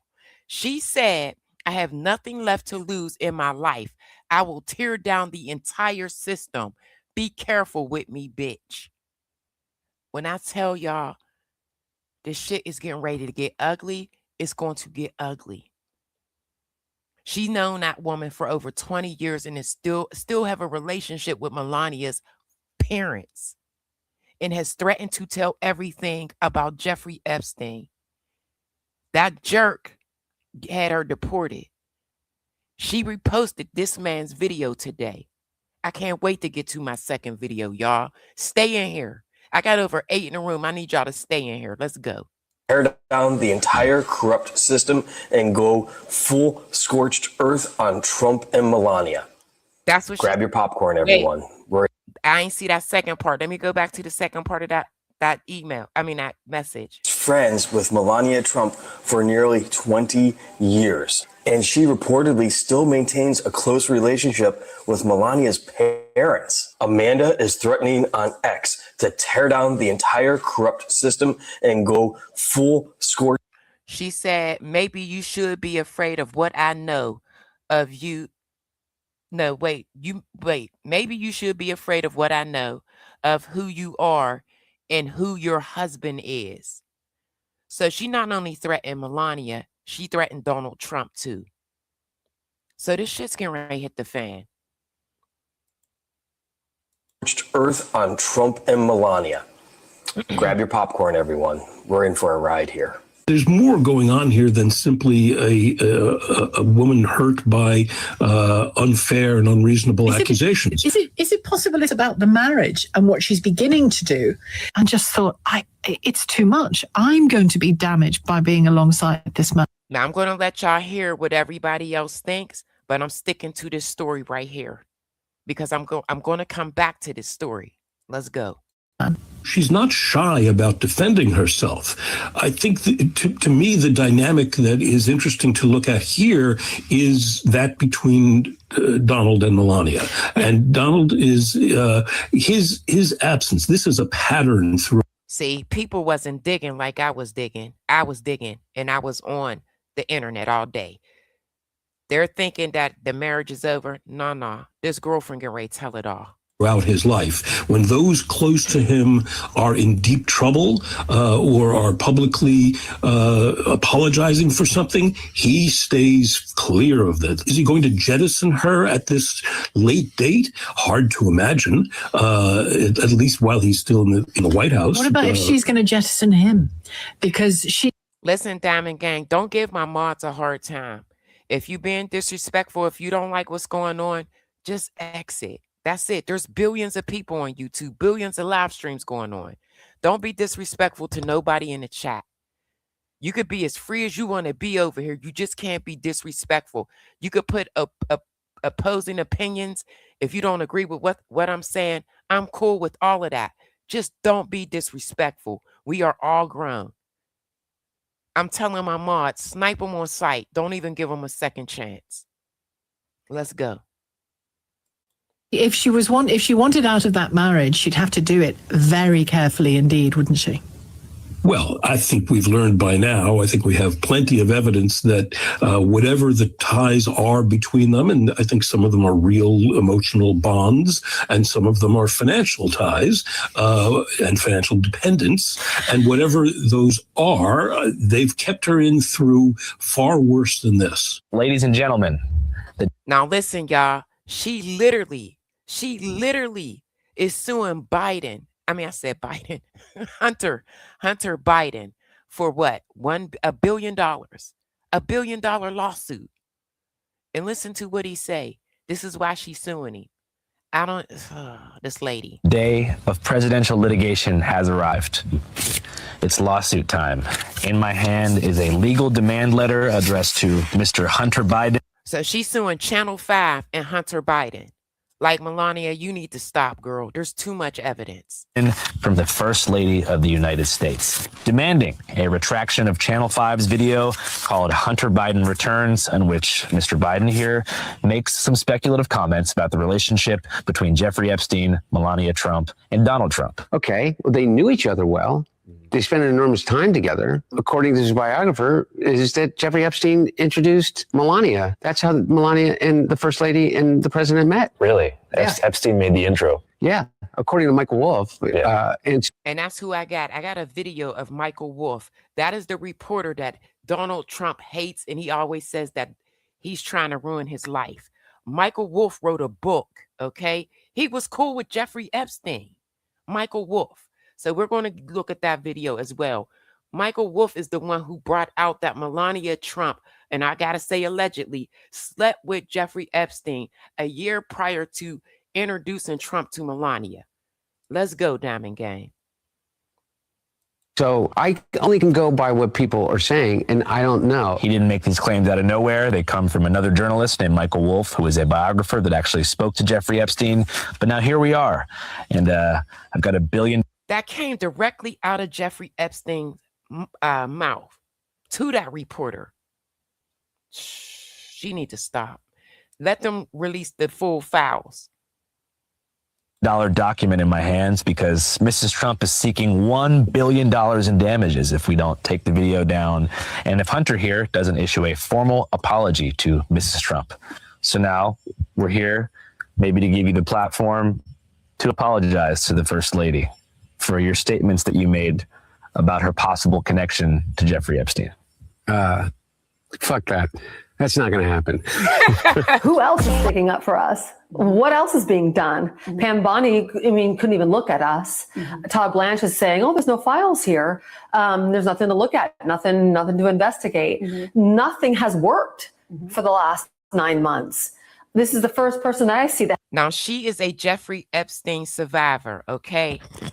She's giving her grace, okay? She's giving her grace. Has some real power that's saying, here's a new idea. Lisa, you were in your early 20s when you first met Jeffrey Epstein, endured years of abuse from him and others in his network. When you saw Melania Trump saying, I'm not a victim of Jeffrey Epstein, how did you feel? Well, it's obvious if she says she wasn't a victim, maybe she wasn't a victim. I think the point of it was two things for her, was her trying to let the public know that you've got it all wrong about me. Now that part, I believe. I have someone else that's speaking that knows Melania. She says she cares about what people say and think about her. I do believe that. Let's go. Separating myself from my husband, who's the president, look at the facts. And she wasn't deposed for anything. There's nothing legal against her. I just think people need to separate the woman, the wife, from the husband. I think that's really important. What do you make of her calls for there to be a survivor-centered congressional hearing? Because other survivors of Jeffrey Epstein have said today that they don't want that they feel like she is putting the onus on them to testify and making them a convenient escape route. I don't really know if that's true or not. And I understand what my survivor sisters are saying. But what I look at is the bigger picture. I would say I call her bluff and be like, okay, show us what you can do. What's next? Would you like Melania Trump to get in touch with you, to get in touch with other survivors and to find out your feelings and your thoughts about what would be the next step on the road to justice here? Yeah, wouldn't that be the next step for her? Why would you make a statement like that and then not do anything? I'm just always like an optimist, first of all, but also like, what are you going to do? How can you make a statement like that without first saying, okay, I'm here for you, have the survivors reach out? Guess what, y'all? Some of the survivors is not okay with Melania at all and what she said. Let's go. You felt that she was there in support of the survivors, as well as you say, clearing her own name. That's what she portrayed. Yeah, so I would think if you're going to stand by what you said, take the next step. What can we do to work together to, if you want to see justice or accountability, and so do all the survivors and the American people, what's the next step there? Nah, she said that, she threw that in there, but it's clearly about what this girlfriend know from 20 years. Do you have any thoughts on the timing of this statement? Why she chose now when, it's not the number one issue agenda, on the news and in public discourse? Well, we probably won't find that out for a couple more days or weeks, but I'm sure there's a reason why. I think everyone takes their time. I think everyone has a boiling point. And it makes sense to me why she would. And the only reason why I brought other clips is because someone may think something different. Someone may go along with what she's saying. I'm believing this story about the woman, her best friend. I've spoken out earlier, but there's a lot has happened in the last 9 months. Well, that was sure weird. Now, and she certainly contradicts. This is Michael Wolff. This is that reporter that spoke to Jeffrey Epstein. Jeffrey Epstein told him, he wrote a book that he slept with Melania a year prior to, and that he introduced Donald Trump. Allegedly. Much of the evidence, known timeline, and much of what Epstein has directly said about her. So why? Well, we know she's fiercely tried to protect and control the details of her life after she came to New York in the 1990s. She sued the Daily Mail, which suggested that she was an escort, and she has Y'all hear that? Melania sued the Daily Mail.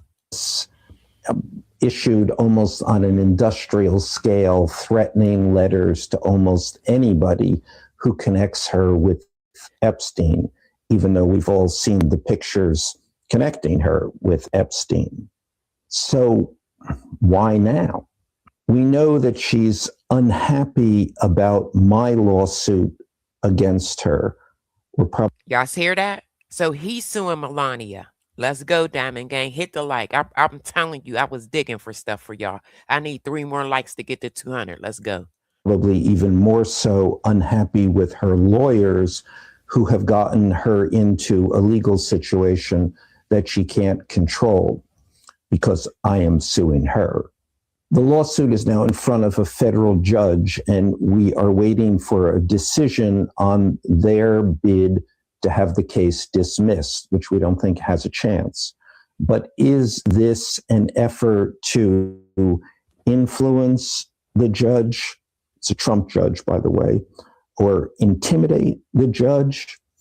Intimidation is, of course, what my case against her is. Thanks for the likes, Diamond Gang. Y'all showing up and showing off for your girl. I appreciate you guys, all of you. About. Actually, she might seem to have a sort of Soviet bloc sense of how the law ought to work. The other thing about her weird statement is that it also seems to be in PR talk, getting out in front of something. Bingo, getting out in front of something. That friend. Let's go. So is there a new accusations or a big bombshell on the horizon? And then the other perhaps obvious point might just be that she hates her husband. He's the one who got her into this Epstein mess. He's the one now threatening to damage the Melania brand. She's pissed. And in a way, what she's doing is saying to Congress, and perhaps to a future Democratic Congress on the horizon, investigate the son of a bitch. Listen, y'all, and I do believe she's saying, well, I think she's getting ahead of the story and she's trying to get away from him because it's coming. Remember, I got another video that I'm going to put on in a minute. I got all 3 parts of that story. I need y'all to stay in here. But what do you think? Because the fact that in that statement, she wasn't just defending herself. She went on to say that the victims should testify before Congress. That flies directly in the face of what her husband, the president of the United States, I mean, he has said over and over, nothing to see here, move on, move on, move on. Yeah, exactly. We're getting 2 different messages. I'm not going to lie. Since she came out, I'm scared for her life. 1600 Pennsylvania Avenue. And the question is, why now and why is she contradicting him? It's fascinating, right? Because he is so eager to get this past him. He is so angry about the fact that this has been, dragging on for so long. For her to come out and just, bring it back up and cause all kinds of questions to be asked is mystifying. Traditionally, if a first lady wants to give a statement on a personal, sensitive matter or something like this, they would often do it with the president, in some fashion or another, maybe a sit-down interview with a evening show or something like that. Rarely. This is mind-boggling. Out of everybody that I watched, I'm surprised that there's a few that got a hold of this story, but not many. If not ever, I can't remember a time a first lady gave a press conference on something so important to a president and didn't tell him about it, right? And that he didn't seem to know about it. And that's just baffling in so many ways. A couple things are important from that speech. I mean, one is it's been interesting how she has essentially put herself into the Epstein story. I mean, look, the survivors are right. They've been demanding justice. They've been demanding Pam Bondi testify. And she ain't have no choice but to put herself in the Epstein story because that girl says she's going to tell it all on her and Trump. It's been her own husband that has been the one that's been calling this investigation a hoax. It has been former AG Pam Bondi that has tried to bury this investigation. And just 2 days ago, Todd Blanche, the acting AG, said to the press that essentially the Epstein investigation was over and not a future part of DOJ investigations. And so for the first lady to inject herself this way and to bring this all back. Diamond Gang, now they're going to be forced to release more files. I guarantee y'all. I think was a pretty rare moment that we're seeing in this administration. She is distancing herself in some ways from the positions of her husband. But at the same time, where has she been this entire time? Where has her calls for hearings been over the last few months? Why not call for the release of the entire files? 50% of them have not been released to the public. And so I think we're all kind of waiting and seeing what's the next step here. What's going to happen next? Is this anticipating something else? We're all waiting to see. I was actually on a call with the survivors just moments after she gave that statement. And one of the survivors said that they felt personally offended by her statement because I told y'all, they're not happy. Some of them are not happy at all. they felt like it was essentially saying that it was on the survivors to come give public testimony, and it's on them to tell their stories again to the American people. And the entire point of this case is that there's been a miscarriage of justice. For decades, the U.S. Department of Justice has failed to investigate and to prosecute these cases. We've called for public hearings hundreds of times. We've asked for Comer to bring the Attorney General in front of the committee. He has yet to produce former AG Pam Bondi, who's now trying to get out of it. Mm-hmm. We want to hear from Todd Blanche. We want to hear from anyone who's been involved in covering up this case. I think that what this Pam Bondi picked a side, and she's going to stay on Trump's side. She's not doing it, and they said that she don't have to because she is no longer the DA. Survivors are trying to say here is we gave sworn statements. We talked to the FBI. We lived our trauma to see these individuals prosecuted who committed crimes against us. And so they want to see prosecutions. They want to see the Epstein files turned into Epstein files. And while we appreciate that the First Lady is weighing in and asking for public hearings, absolutely, we need public hearings. But the people that we need in front of the committee, if the survivors would like to testify publicly, absolutely, we want to hear their stories. But many of them don't want to testify publicly. They've already told their stories to law enforcement. Mm-hmm. We want to hear from the law. Some of them already received money for it. Some of them have NDAs. This is crazy. Enforcement who have yet to prosecute these cases. Protect Amanda Ungaro. She has First Lady Melania Trump running scared, and it appears that she might be the reason Melania came out with her press conference out of nowhere yesterday. Now, Melania has done this. All those replies that... Bingo. Look at that. Didn't I tell y'all? I told y'all. I have nothing left to lose in my life. I will tear down the entire system. Be careful with me. I will tear down you. His big head is in the way. God darn it. All right, let's go. Amanda made to the FLOTUS 45 Melania Trump's account have been deleted. All of them gone. Now, we don't know if Amanda deleted them or if the FLOTUS account did, but you can take a guess. The internet is forever, and I've got them, and so do many others. But bingo. She reposted his video. He ended up, they deleted her messages, saying that she was going to tell everything and tear it up and tell about Trump and all of that. This is insane, y'all. Let's go. But are we witnessing another major cover-up? This brings more context into what Melania Trump said yesterday, and Amanda's ex and baby daddy, Paolo Zampalli, went on the Daily Mail and said that he is willing to testify before Congress, something the First Lady also said she would do and wants others to do. Now, Zampalli said he's willing to bring 50 other witnesses that were present at a party he hosted back in 1998 at the Kit Kat Club, where he says that he introduced Melania Trump to Donald Trump. You hear that shit, y'all? Oh, God. So he says he can prove that with all these witnesses. But this begs the question, what does Amanda have? What are they afraid of her releasing? What does she have on all of them that they are so worried about? That has to be so bombshell that Melania Trump held an impromptu press conference without even notifying the president. This is major, guys. We'll see what happens here. Be sure to check back for updates, and I'll see you back here for the 411. Why now? People are questioning the timing of this. Well, first. Now, listen, y'all. This is Melania's, I think, PR person, but let's go. Enough is enough. This has been ongoing, and it's time for the public to refocus their attention on what achievements our First Lady has done. She's helping people over and over again. Americans are benefiting from her efforts. People in the foster care community, people from an educational perspective. He doing damage control. Stop it. Her achievements have been so wide. You've covered them here, whether it's international with the Ukrainian and Russian reunifications and beyond. And we want to focus the attention on her good work and what she's accomplished. Listen, Diamond Gang, they've been talking about her for almost a year in these Epstein files. You picked today to say, stop talking about me? Stop it. She's scared of that girl. She's scared of that woman. Accomplished as First Lady of the United States. Maybe the First Lady can just saunter over across the hallway in the residence and ask her own husband to release the remaining Epstein files.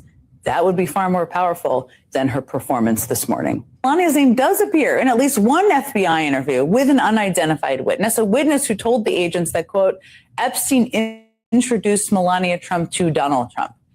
Of course, we don't know if or how that witness would know that, but it would appear to contradict what Melania and her former modeling agent have been saying about how she and Trump met for years. So she's in the Epstein files multiple times. There's an interview where Epstein actually says it. Like, come on, man. And this woman is about to tell on her. So the First Lady talked a lot about herself. And in her own la-la land, she also tried to present herself, the spouse of the man withholding the Epstein files, as some sort of a defender of survivors. Now is the time for Congress to act. Epstein. She about to get Trump caught up in some major shit. This is crazy. She trying to get away. Was not alone. I call on Congress to provide the women who have been victimized by Epstein with a public hearing specifically centered around the survivors. Give these victims their opportunity to testify under oath in front of Congress with the power of sworn testimony. First of all, I don't know if she's been living under a rock, but Democrats have tried to hold hearings. They have brought survivors to Congress to speak and tell their stories at high-profile events. But there have been no hearings because Republicans have not let that happen. And there's no way Melania's own husband has wanted them to happen either. After all, his Justice Department spent months defying a congressional subpoena for the Epstein files. So given all of that, it's not surprising that Melania Trump's bizarre, self-involved public statement also did not sit well with survivors. I mean, in response to the First Lady's remarks, a group of 15 survivors and family members of victims said in a statement, First Lady Melania Trump is now shifting the burden onto survivors under politicized conditions that protect those with power. The statement calls out the Justice Department, law enforcement, prosecutors, and the Trump administration, which is still not. I feel so bad for the survivors. This is horrible. I think every time something like this happens, they're re-traumatized. Fully complied with the Epstein Files Transparency Act. And they add that it also diverts attention from Pam Bondi, who must answer for withheld files and the exposure of survivors' identities. And they issued a call to action saying survivors have done their part. Now it's time for those in power to do theirs. Then, and only then, we will have the truth. So will there be hearings? Yeah, I've always Now, Comer said, yeah, there'll be hearings. Let's see. planned on having hearings with the victims. My attorneys on the Oversight Committee have been communicating on a constant basis for months with the attorneys representing Epstein victims. There are some victims who are willing to come in. Most victims aren't, and I completely understand that. But we have always planned on having a hearing with Epstein victims once the depositions have been completed. So we've still got some more high-profile men that are coming in. Then I agree with the First Lady and appreciate what she said. We will have hearings. Chairman Comer, I appreciate. All right, let me bring up this second video. He full of it. He full of it. Let's go, y'all.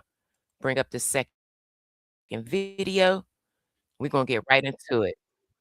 Yes. You know, talking to people that work with her, from housekeepers to assistants, they said that she spends a huge amount of time looking at what's written about her. Did y'all hear that? She spends a huge amount of time looking at what's written about her. So this has been known and people have been writing about her for months, and she picks now to say something. Her son and her husband.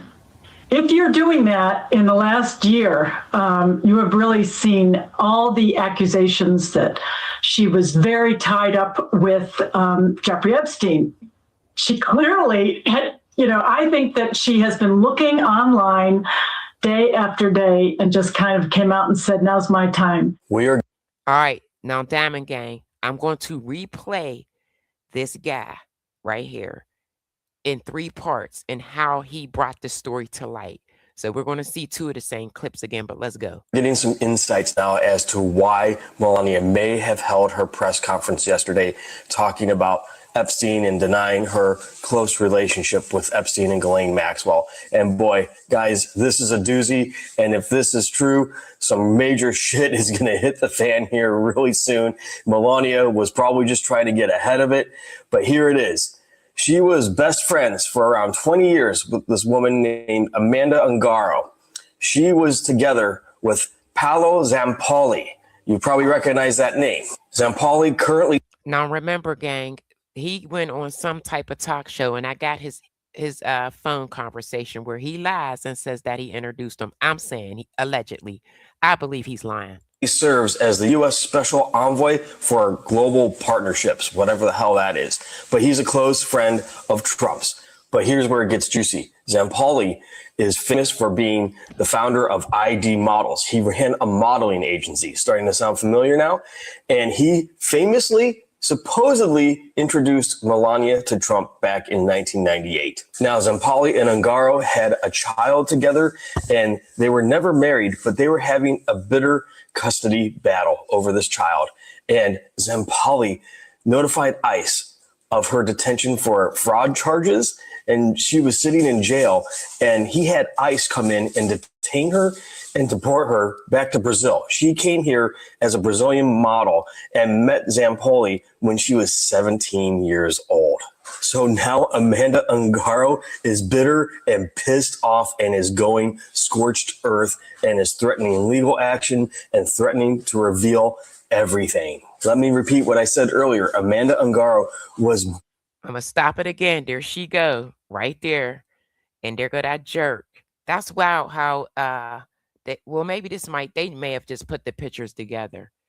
But that's her on the far right next to Donald, my right. And then that jerk that called ICE on her on the left. Ugh. Best friends with Melania Trump for nearly 20 years. And she reportedly still maintains a close relationship with Melania's parents. Amanda is threatening on X to tear down the entire corrupt system and go full scorched earth on Trump and Melania. Who do y'all think deleted those emails? Do y'all believe Trump and them got it deleted? I do. I don't think she deleted those emails because she reposted his video. But let's go. Grab your popcorn, everyone. We're in for a ride here.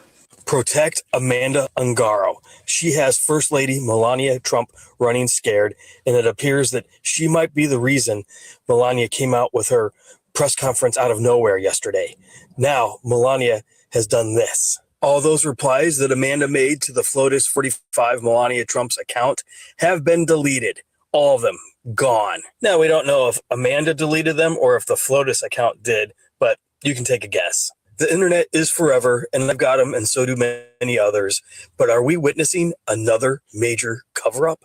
This brings more context into what Melania Trump said yesterday, and Amanda's ex and baby daddy, Paolo Zampolli, went on.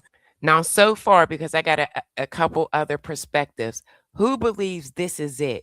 If you believe this is it, put a 1 in the chat. This is it, y'all.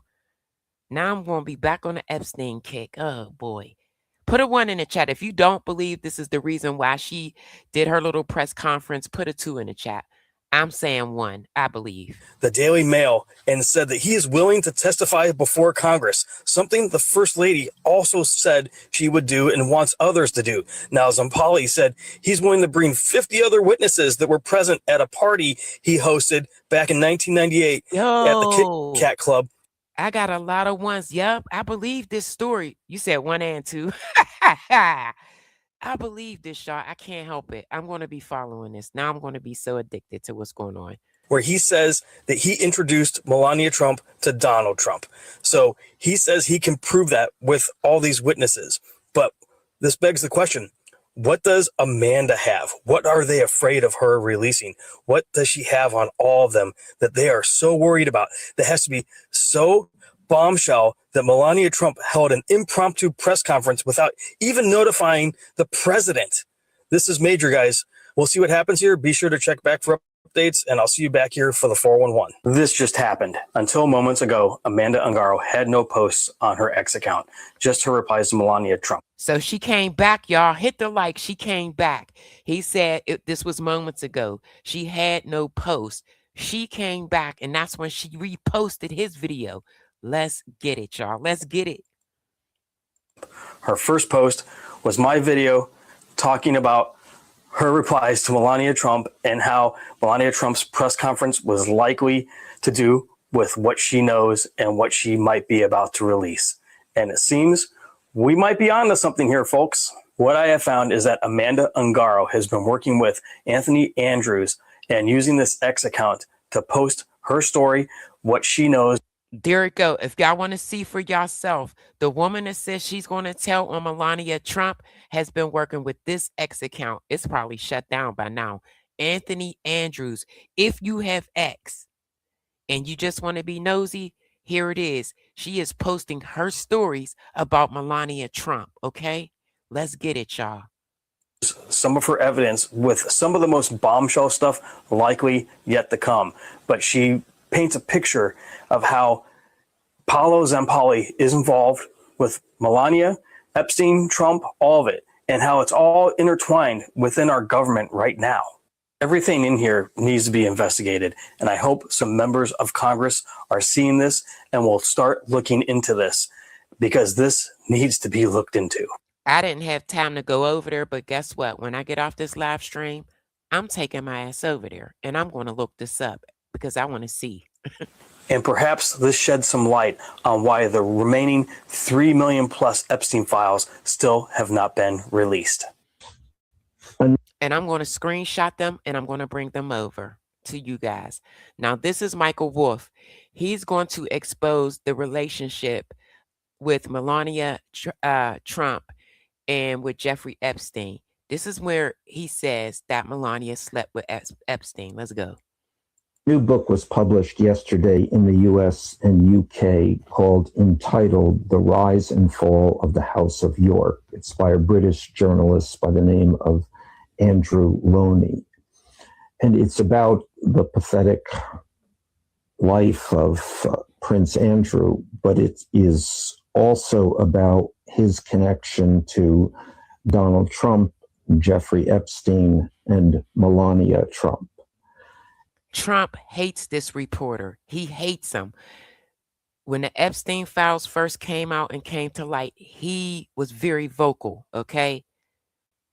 And in fact, it contains a passage in which Epstein is quoted, and this is from an interview apparently in 2007, where he says that he had sex with Melania a full year before Donald Trump commenced his relationship. I need y'all to hit the like. He's suing Melania right now. I need y'all to hit the like. When I say I was digging for y'all, I was digging and watching everything. I'm going to play that back again. Did y'all hear what he just said? In an interview, Epstein said he slept with Melania. She said she had nothing to do with this man. Why is she lying? Let's get it, y'all. Epstein is quoted, and this is from an interview apparently in 2007, where he says that he had sex with Melania a full year before Donald Trump commenced his relationship with Melania. Now, the hardcover copy of the book was widely available yesterday, and it contains that passage. But the ebook and the audio book, which were also released yesterday, do not contain that passage. So what happened here is that between the the printing and the distribution of the book and its release.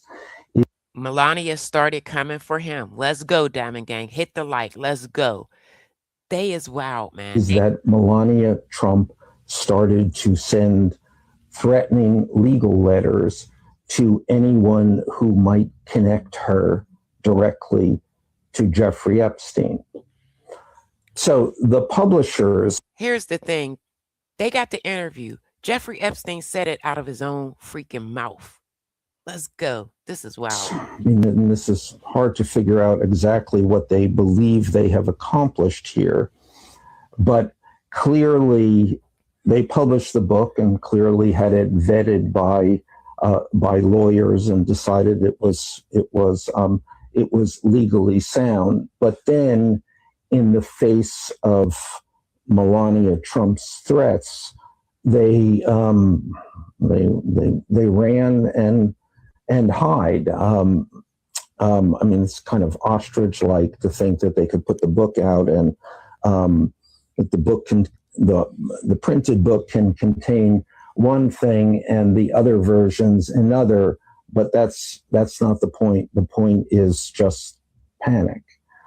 So we're at this moment in time when this information about Epstein and Trump and the Trumps is coming out, and yet at the same time, the White House is doing everything to stop it from coming out. And this is certainly...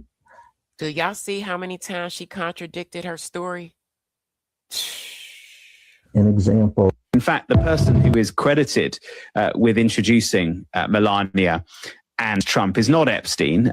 Now here he is, Paulo, here he is, the guy that claims that he introduced them. So he's literally, I believe, lying for them. Let's go. It's a guy called Paolo Zampoli, who is now, in fact, a member of Trump's administration. Hang on. No, he's trying to call me now. Okay, I'm live on the podcast. Hi, Paolo. How are you? I'm actually in the middle of recording our podcast. Let's do it. Come on. Tell me, first of all, what your reaction was when you saw the First Lady's statement. The First Lady stands out for the people. And of course, she has... Diamond Gang, this is the dude that called ICE on his girlfriend. The girlfriend of 20-year friendship with Melania. Let's go. It's nothing to do with this, whatever criminal like this. I'm ready to testify in front of Congress if I'm asked and say the truth, because this is totally nonsense. So you're willing to testify in front of Congress to prove that you were the person that introduced Melania to Donald Trump? As an American citizen, I'm here to say the truth without any problem. On MS Now Friday, former Palm Beach County State Attorney Dave Ehrenberg. So let's see if he comes in and testify. Let's go. Weighed in on Melania Trump's surprise address about her relationship with convicted abuser Jeffrey Epstein. Journalist Michael Wolff could tie Melania Trump directly to Jeffrey Epstein, according to Ehrenberg. And Michael Wolff, apparently, according to the Daily Beast, who she name-checked in the press conference, has these recordings, and the recordings have Jeffrey Epstein's voice on them, saying that the first time that Melania and Donald Trump had sex was on Jeffrey Epstein's plane, says Ehrenberg. I think this press conference was a way... That is Michael Wolff, the guy that was just talking about the book and Melania and the lawsuits, him. That's who they're referring to. To get ahead of it. I think it's less about the social circles as about those recordings that she worries will come out, Ehrenberg added. Read more at rawstory.com. So those recordings will probably come out and they're going to resurface. Like, why would you, like, everything she said was a contradiction. I got 1K in the building. Hit the like, y'all. Hit the like. Are you surprised that it happened now and not earlier on in this process? No. Melania Trump thinks about everything she does, and she thinks about it for a very long time, and she does things very strategically. And she knew full well that walking out there into the White House residence behind that podium like that would make absolute waves. And so she chose this time. Again, I don't know why. Perhaps, again, it's a story, or she just got an inquiry, or she saw something obscure that nobody else did see, and it it just made her upset. But she chose this very specifically, and she definitely thought on it for a few days. And I'm going to say I call BS on our president saying he knew nothing about it, because at the very least, I imagine she would have given him a heads up if she had sent an advisory out yesterday. Is there anything he could do if she gave a heads up and he didn't want it to happen? Absolutely not. Absolutely not. She is, I mean, I'm going to feel like I'm going back to my talking points from when I was her comms director and her chief of staff, but it's the truth. She's a very strong, very independent woman. And when she feels that she needs to do something and she feels very strongly that it's the right thing to do, she will do it no matter. Nah, I don't think that's the reason why she did it. The reason why she did that is because she wants to distance herself before this bomb drop. What anybody says, be it her husband, be it her advisors, it doesn't matter. Dear G, how are you? Nice story about J.E. Sounds like Jeffrey Epstein in New York Mag. You look great on the picture. I know you are very busy flying all over the world. How was Palm Beach? I cannot wait to go down. Give me a call when you are back in New York. Have a great time. Love, Melania. Does that sound casual to y'all? Because that's what she's claiming. You don't email a stranger that way. You don't. Let's read that email one more time. One more time. Dear G, how are you? Nice story about J.E. Sounds like Jeffrey Epstein in New York Mag. You look great on the picture. I know you are very busy flying all over the world. How was Palm Beach? I cannot wait to go down. Give me a call when you are back in New York. Have a great time. Love, Melania. Vicky, why do you think the First Lady came forward today? I'm a little bewildered about the timing of this. She references. I'm just surprised there's not more people running with that story. I'm just shocked.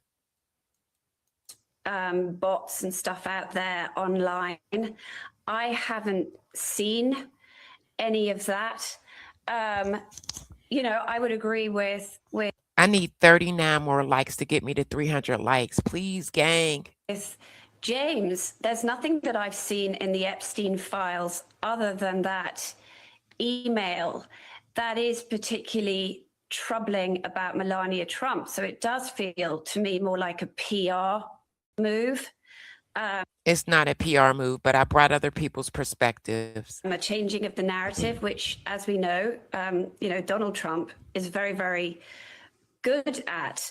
On the other hand, she seems uncharacteristically emotional in that announcement.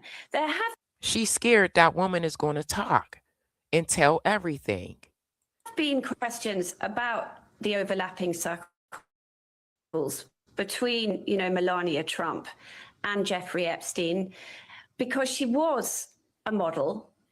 She definitely ran in the same And that Paulo guy had a modeling agency. Circle as a guy who's now in the Trump administration, Paolo Zampoli. I think she was a model represented by his agency. He was somebody who dealt with Jeffrey Epstein. So there are concentric circles here. There have been questions raised. So, I think she's right to have addressed them, but the question is about the timing. Why now? And I don't. Again, we know why, because the woman says she's going to tell everything that happened. This is insane. I don't have a good answer for that, I'm afraid. Melania Trump just made a statement that directly contradicts Todd Blanche, who claimed there's nothing to look into and no one else is involved. I call on Congress to provide. Again, this is an Epstein survivor, a Jeffrey Epstein survivor. The women who have been victimized by Epstein with a public hearing specifically centered around the survivors. So why would she speak now? Maybe she's had enough. Enough of being tied to Jeffrey Epstein and Ghislaine Maxwell by association. I get it. Enough of the assumptions, the memes, enough of the guilt by proximity narrative. I get that. But let's be real about Melania. There are no victim statements naming her, no flight logs placing her there. There's no depositions she was called in for. There has been no credible evidence. And pictures at parties, that's not proof of anything. I know everybody likes to toss those around, but if you've actually seen the files, But we have a whole interview with Jeffrey Epstein admitting that he slept with her a year prior to Trump. We have a whole interview. It came directly out of the horse's mouth, the source. What? It's not hard to identify who was really deeply involved. So instead of dismissing her statement as a stunt or deflection, let's call it what it could be, an opportunity. You said survivors can testify. Give these victims their opportunity to testify. You said their voice can be entered in a congressional record. And then her testimony should be permanently entered into the congressional record. Good. Let's do that. But let's do it right. Nothing performative, no public spectacle. We're done with all that. How about private testimony where survivors are protected, where their truth isn't filtered through their fear, because most have fear or NDAs. This is where statements can be compared directly to the files. Then we'll know. Then we'll see if there's really nothing to look into, like Todd said, because this has never been about politics. It's about the truth. Melania wants us to know the truth about her. We want the truth about us too. It's still about accountability, and it's about finally getting it right for survivors. What can you do? I agree with her. Do to help Melania? Something unusual happened at the White House this week. A member of the president's own family stepped to a podium and addressed the Epstein scandal. That person, of course, was First Lady. Now, Diamond Gang, after this clip, I'm going to go specifically back into the war. I started with the war. I'm going to end with the war, and then I'll close out and take comments. Melania Trump. She said three things. One, she was never friends with Jeffrey Epstein. Two, she was never a victim. And three, Epstein did not introduce her to Donald Trump. And then she called on Congress to hold public hearings where Epstein survivors would testify under oath. Well, that immediately triggered a backlash. One of Epstein's accusers, Annie Farmer, she said the survivors were caught off guard. A group of survivors.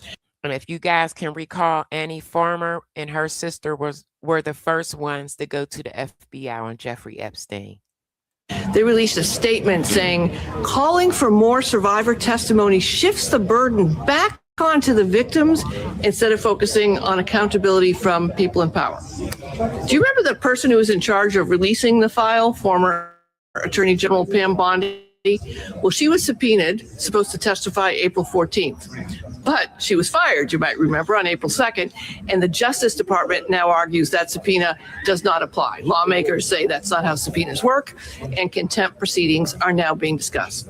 Now, meanwhile, there are more. She said she wasn't showing up, so it will be a contempt. Witnesses coming. Bill Gates, he's scheduled to testify in June, and our current Commerce Secretary, Howard Lutnick, who has acknowledged. I will be covering both of their depositions. I'm letting y'all know. Subscribe to the channel.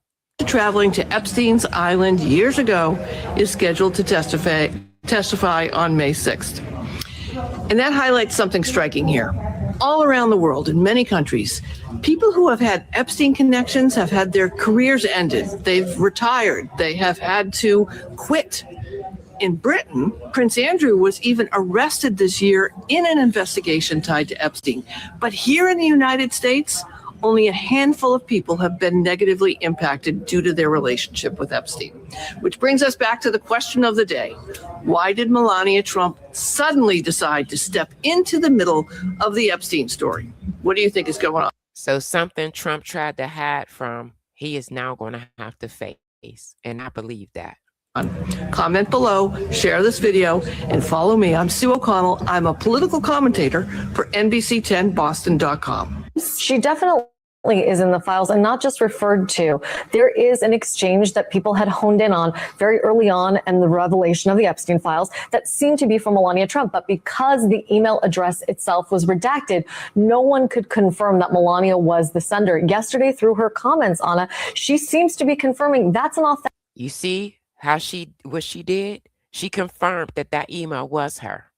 Authentic email communication from her to Ghislaine Maxwell asking, when are you going to be back in New York? Signing it, love Melania. And then Ghislaine Maxwell writes back, sweet pea, and says that her plans to come back to New York have been delayed, and so they won't be able to get together. Certainly a little bit more than the very polite reply that Mrs. Trump tried to characterize her correspondence with Ghislaine Maxwell. Walking contradiction. She got herself so caught up. What she did was not a good idea. as. At the very least, these are two people who had a friendly social relationship with one another.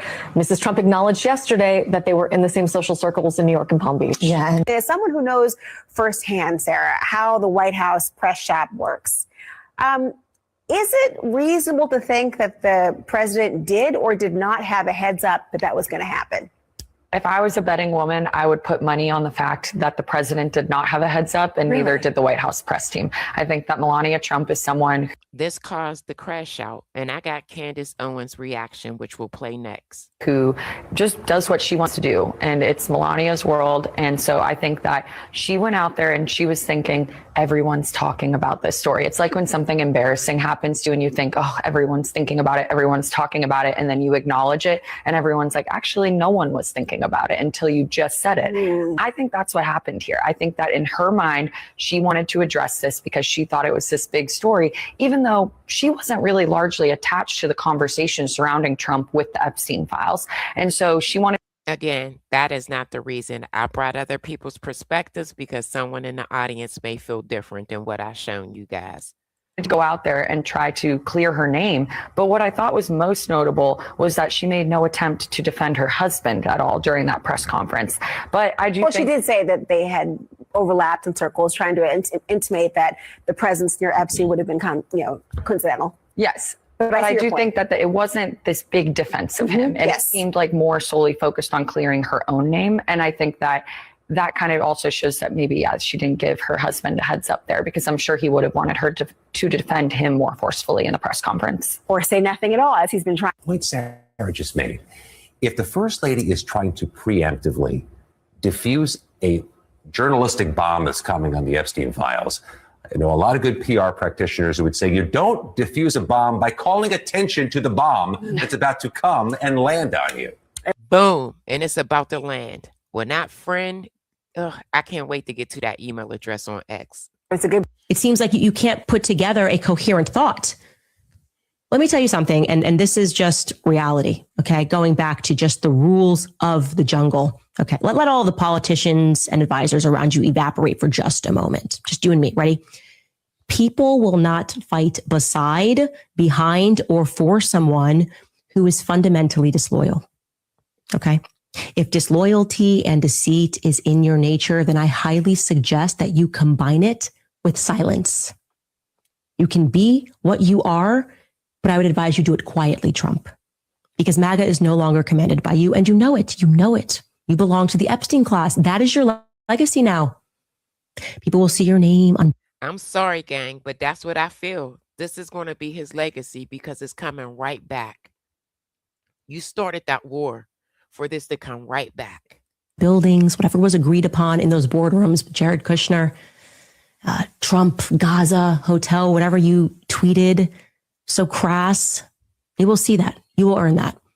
And then when they see it, they will think about how many children had to die or be raped by men on islands so that you could stick the Trump name upon a building. And for clarity, Mr. President, that's not my fault. That's not Megyn Kelly's fault. That's not Tucker Carlson's fault.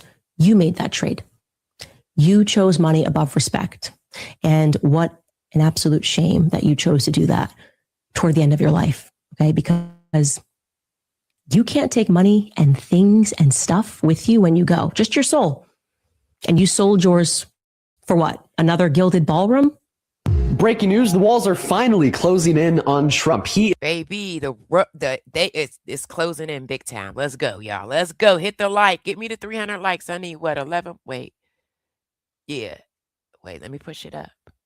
I need 19 is more. Losing his mind and in the process, losing his base. The last 24 hours have been insane. From Trump attacking leading conservatives to Congress formally requesting a cognitive exam and Melania giving an address to the nation unbeknownst to Trump ahead of time. Here's everything you need to know. So first and foremost, right now, Donald Trump is attacking MAGA more than Democrats. After Donald Trump threatened genocide in Iran, many of MAGA's top ideologues and influencers disavowed Donald Trump and criticized his statements. People like Tucker Carlson, Candace Owens, Alex Jones, MTG. He did this because of what Melania did. He attacked them. He crashed out yesterday heavily.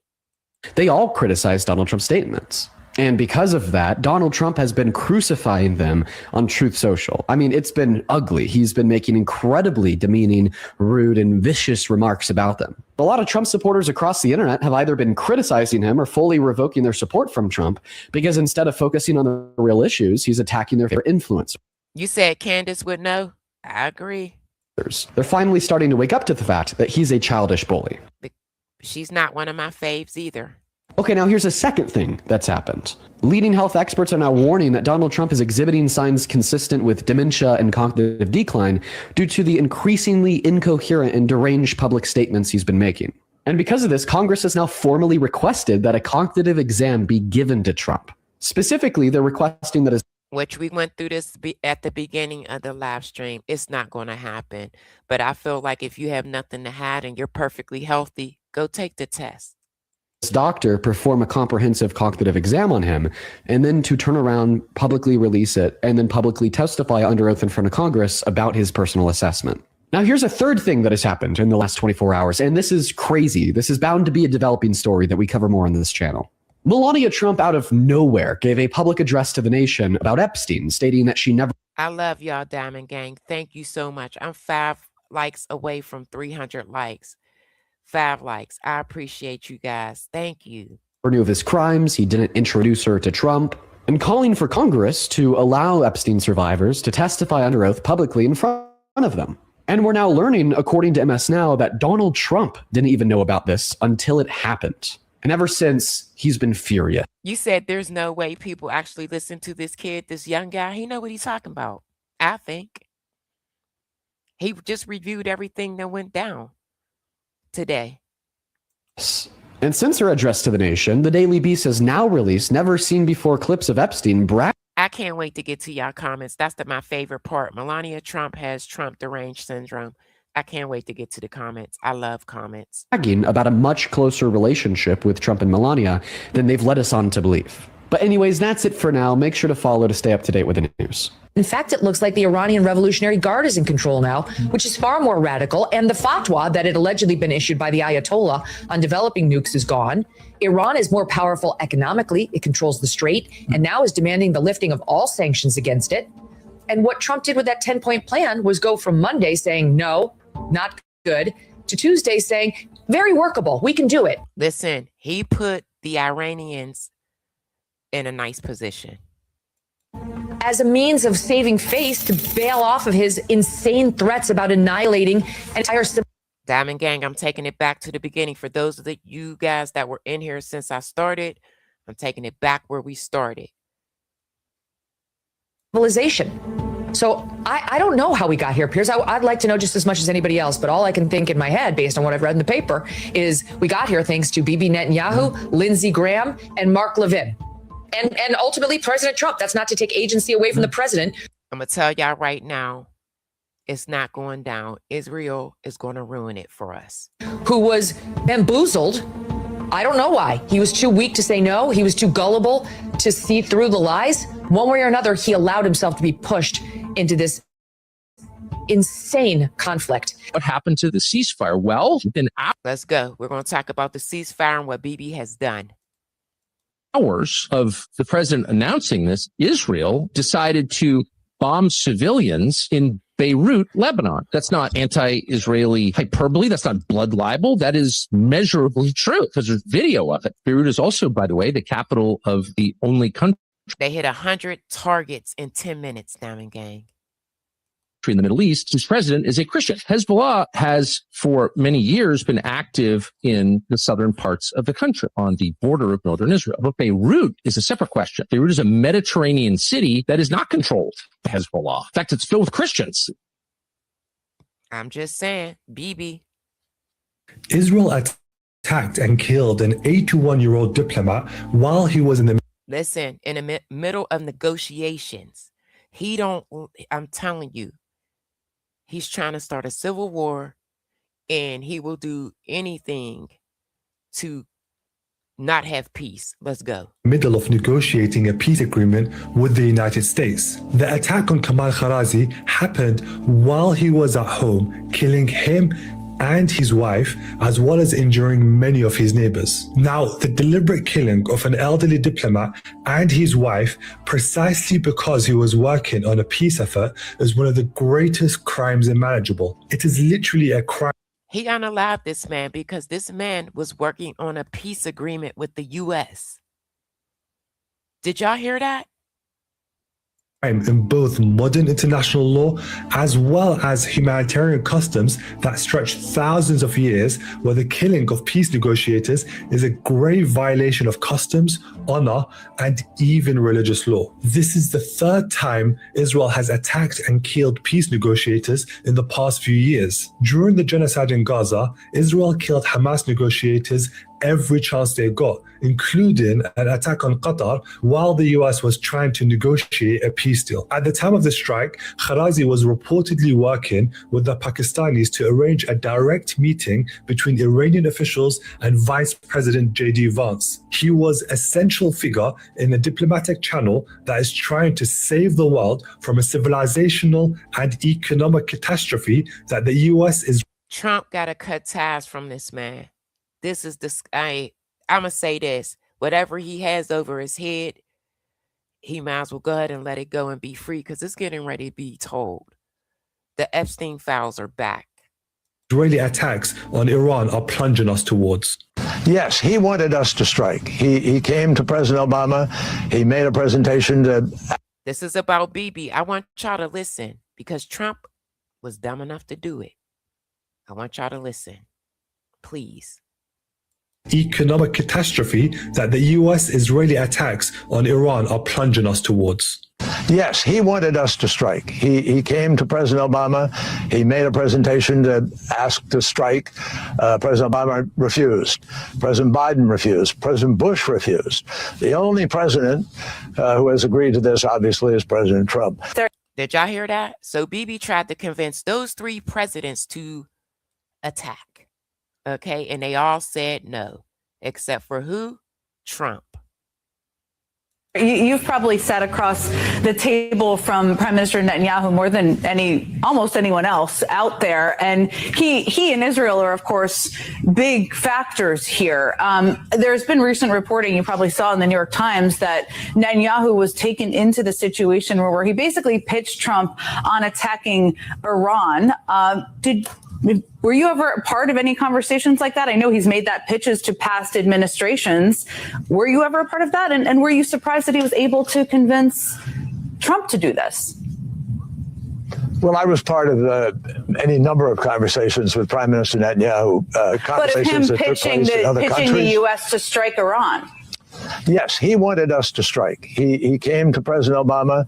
He made a presentation to ask to strike. President Obama refused. President Biden refused. President Bush refused. The only president who has agreed to this, obviously, is President Trump. And it's really interesting. I read that article. It was a very good one. I mean, it seemed like good reporting.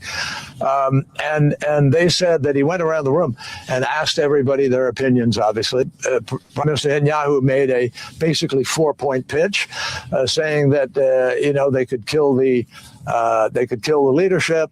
They could incite a change of regime, et cetera. They would destroy. So he pitched Trump these ideas. He told him, yeah, we could do a regime change. We're going to go in. He made it look like it was a cakewalk. This is what Bibi does. Military, et cetera. You did listen to what I said, right? I laid out the objectives. We believe we've accomplished them, and it's a historic military victory. He was a president of peace, and he's been willing to make those really tough calls that the American people elected him to do. Not a single thing we've done has put an American troop in more of a harm. Which is a lie. I showed you guys yesterday that soldier whose identity was concealed and said that they put them in direct harm's way.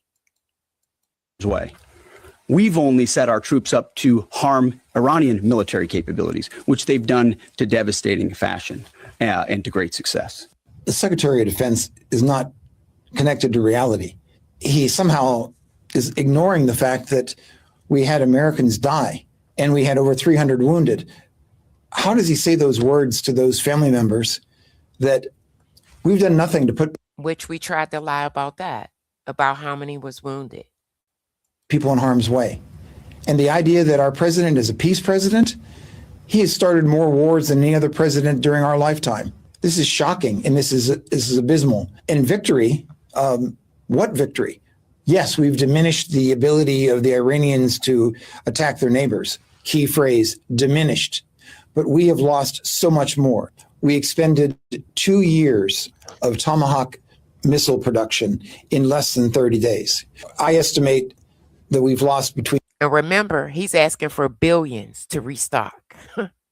in 1/4 to 1/3 of all of our Tomahawk missiles against an enemy that I'm not sure what the reason was for attacking them. It is my blunt opinion that the Secretary of Defense is a clear and present danger to the United States. It used to be that you could trust the United States and the leadership of the United States to do the right thing for all peoples. Yes, America first and the world together. That is not any longer the case. This seems to be the president himself, by himself, and with his cronies and his fellow billionaires, not for the average American, not for the people who are paying an extra $1 or $2 per gallon war tax every single day at the pump. JD Vance before he left. Now, this was Trump speaking right before JD Vance and them got over there or whatever. He was wishing them luck. This will be my last clip. I'm ending it with him. I started this live stream with this, and I'm ending it with this. Well, I wish him luck. He's got a big thing. I will find out what's going on. They're militarily defeated, and now we're going to open up the Gulf with or without him. You hear that? With or without him, get ready. This is not going to happen, y'all. I'm just preparing you guys. That'll be open. We're going to be, or the Strait as they call it, and I think it's going to go pretty quickly. And if it doesn't, we'll be able to finish it off one way or the other. It's going well. The Navy's gone, the Air Force is gone. All Diamond Gang, he said that. He said that, and I showed you guys a week and a half ago, that they are still military wise at 50%. So they still have things that they can use. The aircraft is gone. The leaders are gone. The whole place is gone. So their leaders is not gone, all of them, and the regime is even more hardline.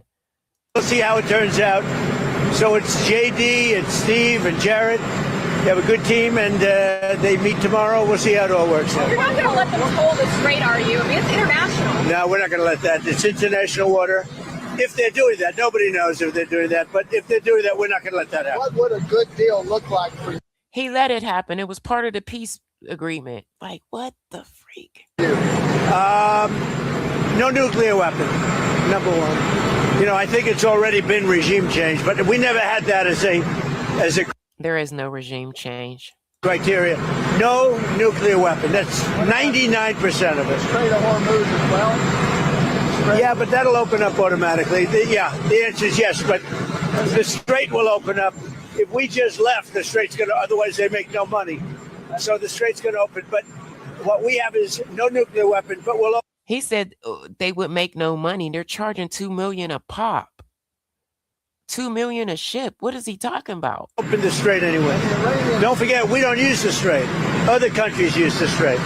So we do have other countries coming up, and they'll help out, but we don't use it. It won't be easy. It won't be. I would say this: we will have that open fairly soon. What's your backup plan? What's your backup plan? Diamond Gang is getting ready to be boots on the ground. I promise you that. You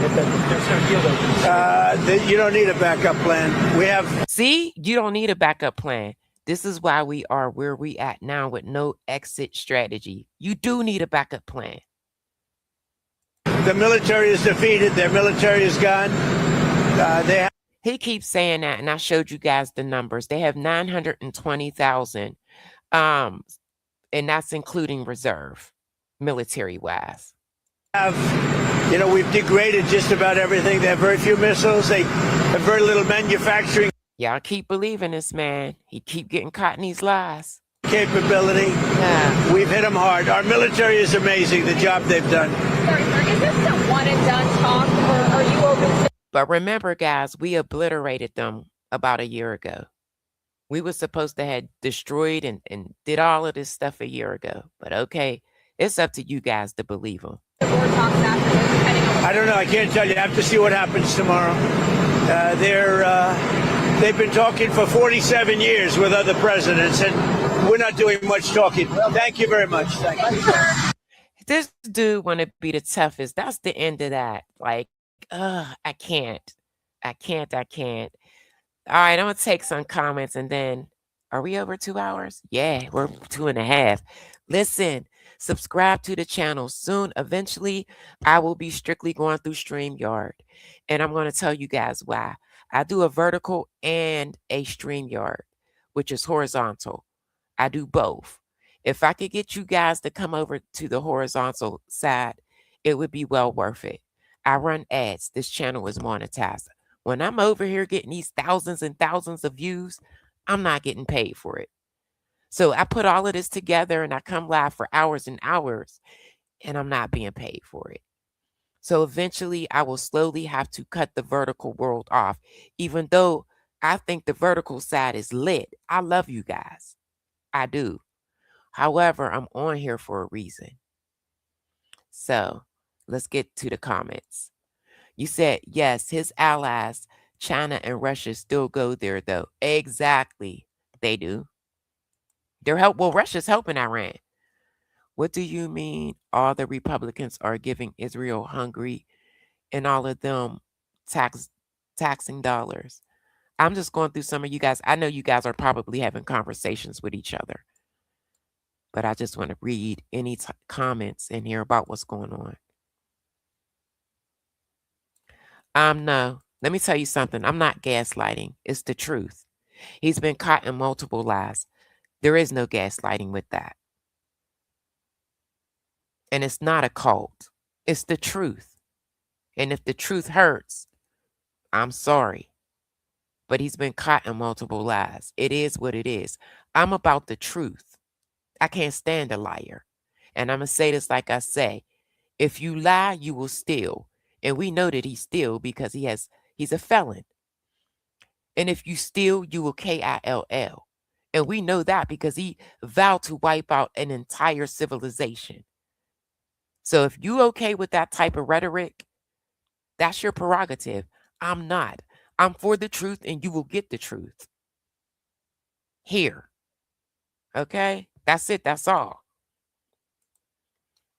He is a liar and a cheat. Absolutely. Some of whoever that was, they don't like hearing the truth. My truth isn't the truth. I'm going to drop the link and you come up and tell me why my truth isn't the truth. We've seen the president lie multiple times. I'm going to drop the link and I'm going to invite you up and I need you to tell me what the truth is. Let's go. Hit the link. Hit the link. Hit the link. A lot of people see man is disgusted at the current administration. Somebody said, you are speaking truth. So many people are against opening their eyes. They can't. And it's sad. Y'all better wake up because it will affect you and your family. It will come to you. It will. But listen, Diamond Gang, I've been on for 2.5 hours. Please, please, please subscribe to the channel. Keep your notifications on. I am going to keep a close eye on the Melania Trump Epstein thing and possibly give an update on that. So make sure you guys keep your notifications on. It's almost 1:30 in the morning. I had a good time with you guys. I really did. I really did. I love the vertical world, but I got to start going live solely horizontal. So they're trying hard to get him out of office. So I want to say shouts out to my subscribers. If you are new here, or if you're just passing through, thank you. Thank you to everybody that hit the like. This keeps me in the algorithm. You know, I don't ask for cash apps. I don't ask for super chats or super stickers. If you would like to support the channel, I would gladly appreciate it. But those likes are more important than anything. So, all right, Diamond Gang, I got to get out of here. Will you post your lives on YouTube videos? You mean chop them up and make them videos? They're on YouTube. Actually, I would love people to, my replay gang is weak. I will get 76,000 views on this live stream. When I ended, I'm pretty sure I had over 1K in the chat. I've been live for almost 3 hours. But it's like when my videos are out there, because I do horizontal and vertical, my lives are out there for people to replay. I don't get a lot of replays. So now I got to start like going horizontal. And I love this crowd. I love this audience. You know, I was given advice that when I go live, to try to get some of you guys over to the horizontal side, because it's there. It's just few people in there. So who you calling a liar? Jerry? Who you calling a liar? Would you like to come up? Who you calling a liar? Trump? That's the liar. That's the liar. But you're entitled to your opinion. All right, y'all. Let me get up out of here. Look, Diamond Gang, I love y'all. Be safe. Have a good weekend. More than likely, you'll probably see me tomorrow night. Keep your notifications on and subscribe.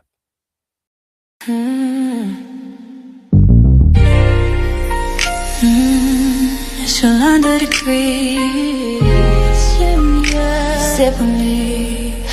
I'll pour it hot, so hot. I'll pour it sweet, so sweet. Spilling his tea, spilling and sipping his tea, spilling and sipping his tea. Thanks for watching me, tuning in, subscribing, hitting that like, smash that like. I don't bite, no. It's your 100 degree, feeling great, spilling tea. Have a seat and join me. Sip some tea, unwind with me. Let's grab a snack and talk some smack.